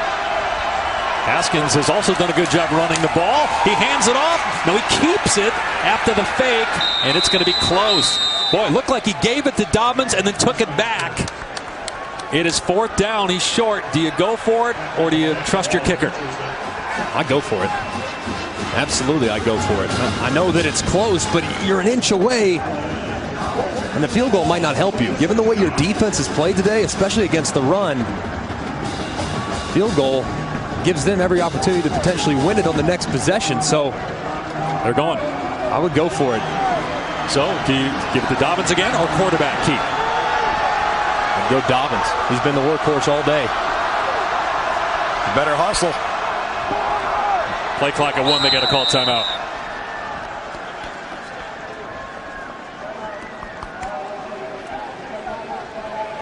Remember, too, Blake Haubeil has been good, but he's not their normal kicker. Sean Nurnberger, senior, who's one in terms of scoring, is up there in the Big Ten. He's got the record for consecutive extra points and a decent field goal kicker, but he's hurt. Haubeil, though, as we said, he's been pretty good. Made a 47-yarder against Minnesota, 36-yarder today, and it would be about a 34-yard try from here if Urban Meyer changes his mind, but it doesn't look like he's going to do that. Yeah, if I'm Urban Meyer, I'm sitting there thinking, all right, do I want number 7 with the game on the line, or do I want my kicker out there and settling for 3? I want Dwayne Haskins on the field. He's one of the best players in all of college football. And I want to give him a chance to make a play. Even though I would think at this part of the field, this far to gain, J.K. Dobbins would likely get the first crack at it. 4th down. It's going to be a pass, and it's caught by Berry inside the 10.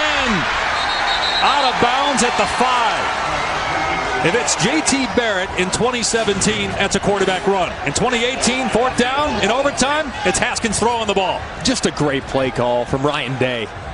They go with a little spider 3. Run that little fullback tight end out into the flat. Really wasn't a very good throw from Haskins. He kind of steered it and guided it out there. A better throw might have been more yards and potentially even a touchdown. 1st and goal from the 5-yard line. Maryland coaches screaming, pop pass, pop pass. Haskins to throw, goes to Berry again. Inside the 2 and out of bounds at the 1. There's a penalty flag down, thrown at the 8-yard line.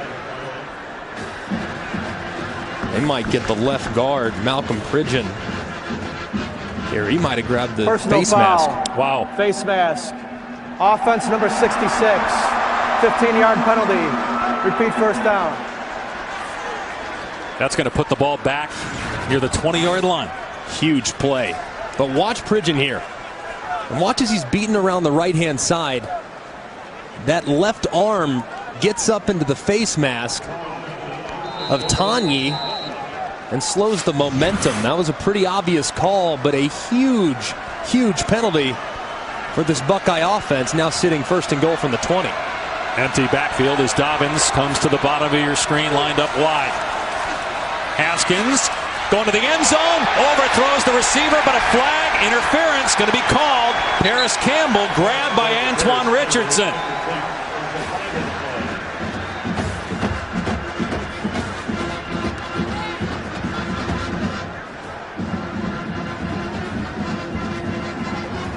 Pass interference. Defense number 20. 15-yard penalty. Automatic 1st down. So it's back to 1st and goal from the 5. Great job by Haskins recognizing one-on-one with Paris Campbell working against a safety. You got to take advantage of that. If you're the quarterback, Haskins does just that. Haskins keeps it, dives in, touchdown Buckeyes!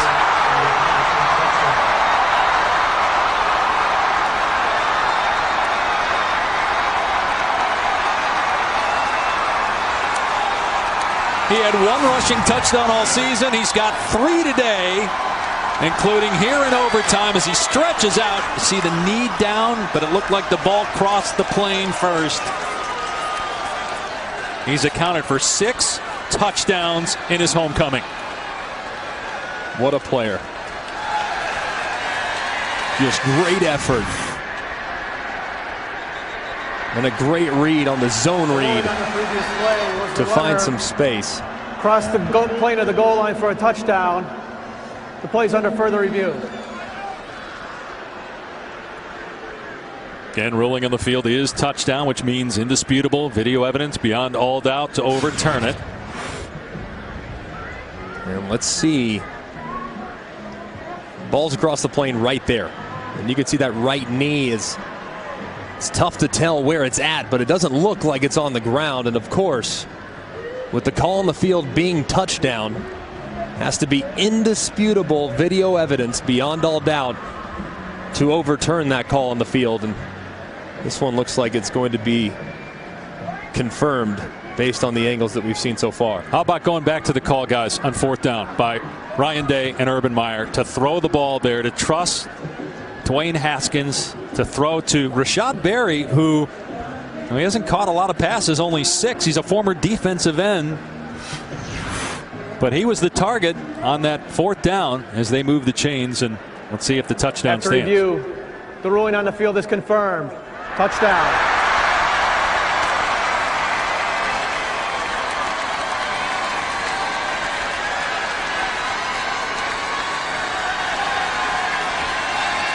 Aubiel on for the extra point. Talked about the man that he replaced. Nurnberger made 216 straight extra points.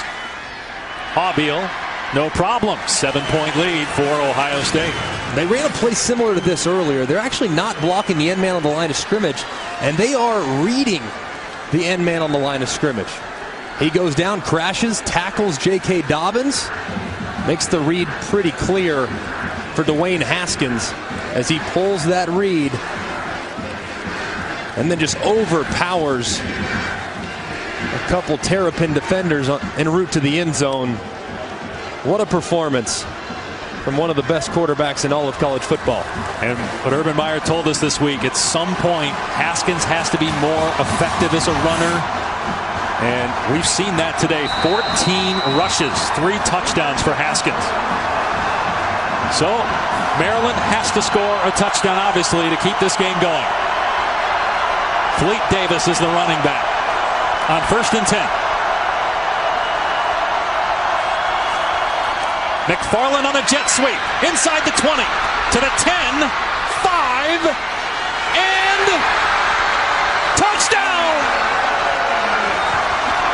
What a day for Anthony McFarland!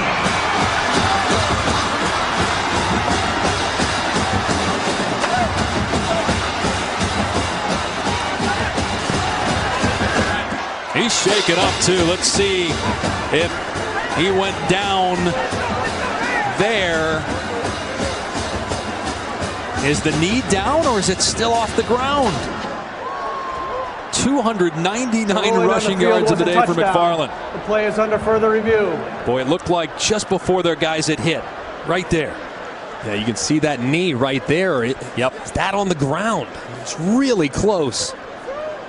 If this holds up, guys, Matt Canada's going for 2. He wants to end this thing right here. Wow.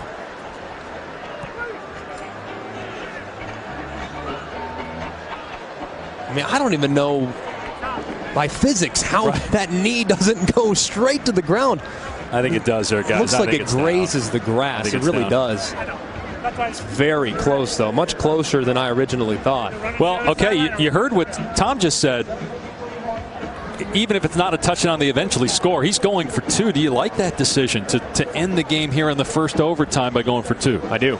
I do too. You can control it with one play. And your defense has not stopped Ohio State very often today. Ohio State's nearing 700 yards of offense. And their quarterback is elite. Your kids have fought hard too. Yeah, I'd like to try to win it while that quarterback's still on the sideline. That's my thought process if I'm Matt Canada, the interim head coach for Maryland. I like the idea of going for 2 if, in fact, this is a touchdown. After review, the runner's knee was down with the ball at the 1-yard line.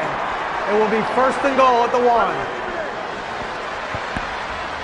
1. Keep it on the ground here, guys? Absolutely.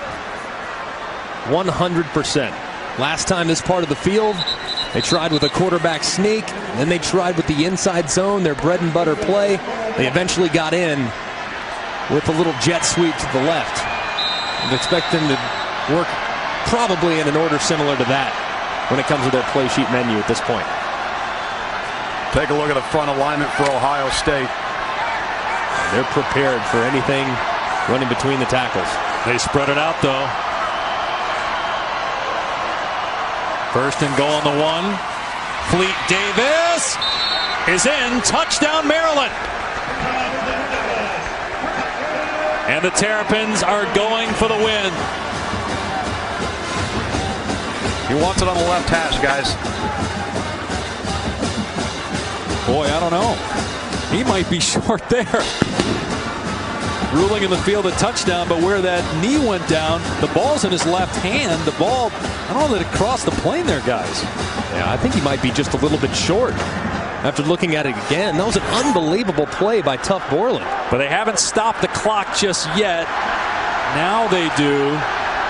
They're going to stop the clock. They haven't stopped Maryland from snapping the ball, but looks like they're going to look at this further, or no. They're not. It's a touchdown. Here we go. Going for 2 in the win. Pigram rolling out, looking, throws, no, incomplete! Ohio State survives!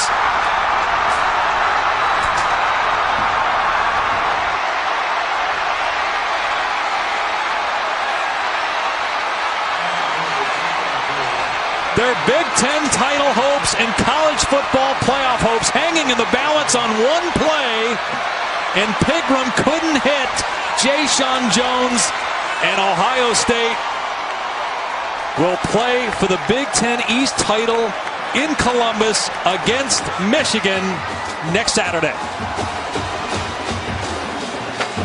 Wow. They try to go with a little sprint right, and he actually has the option to go with a little shovel pass underneath, or if he sees disappearance at the second level, he can throw to one of his wide receivers whose feet are in the end zone. He's thinking that Jones is going to slide to his left, and he doesn't. They are not on the same page, and the ball falls incomplete. Absolute unbelievable game between these two teams. Agony on the side of Maryland. Let's go to Tom and Urban Meyer.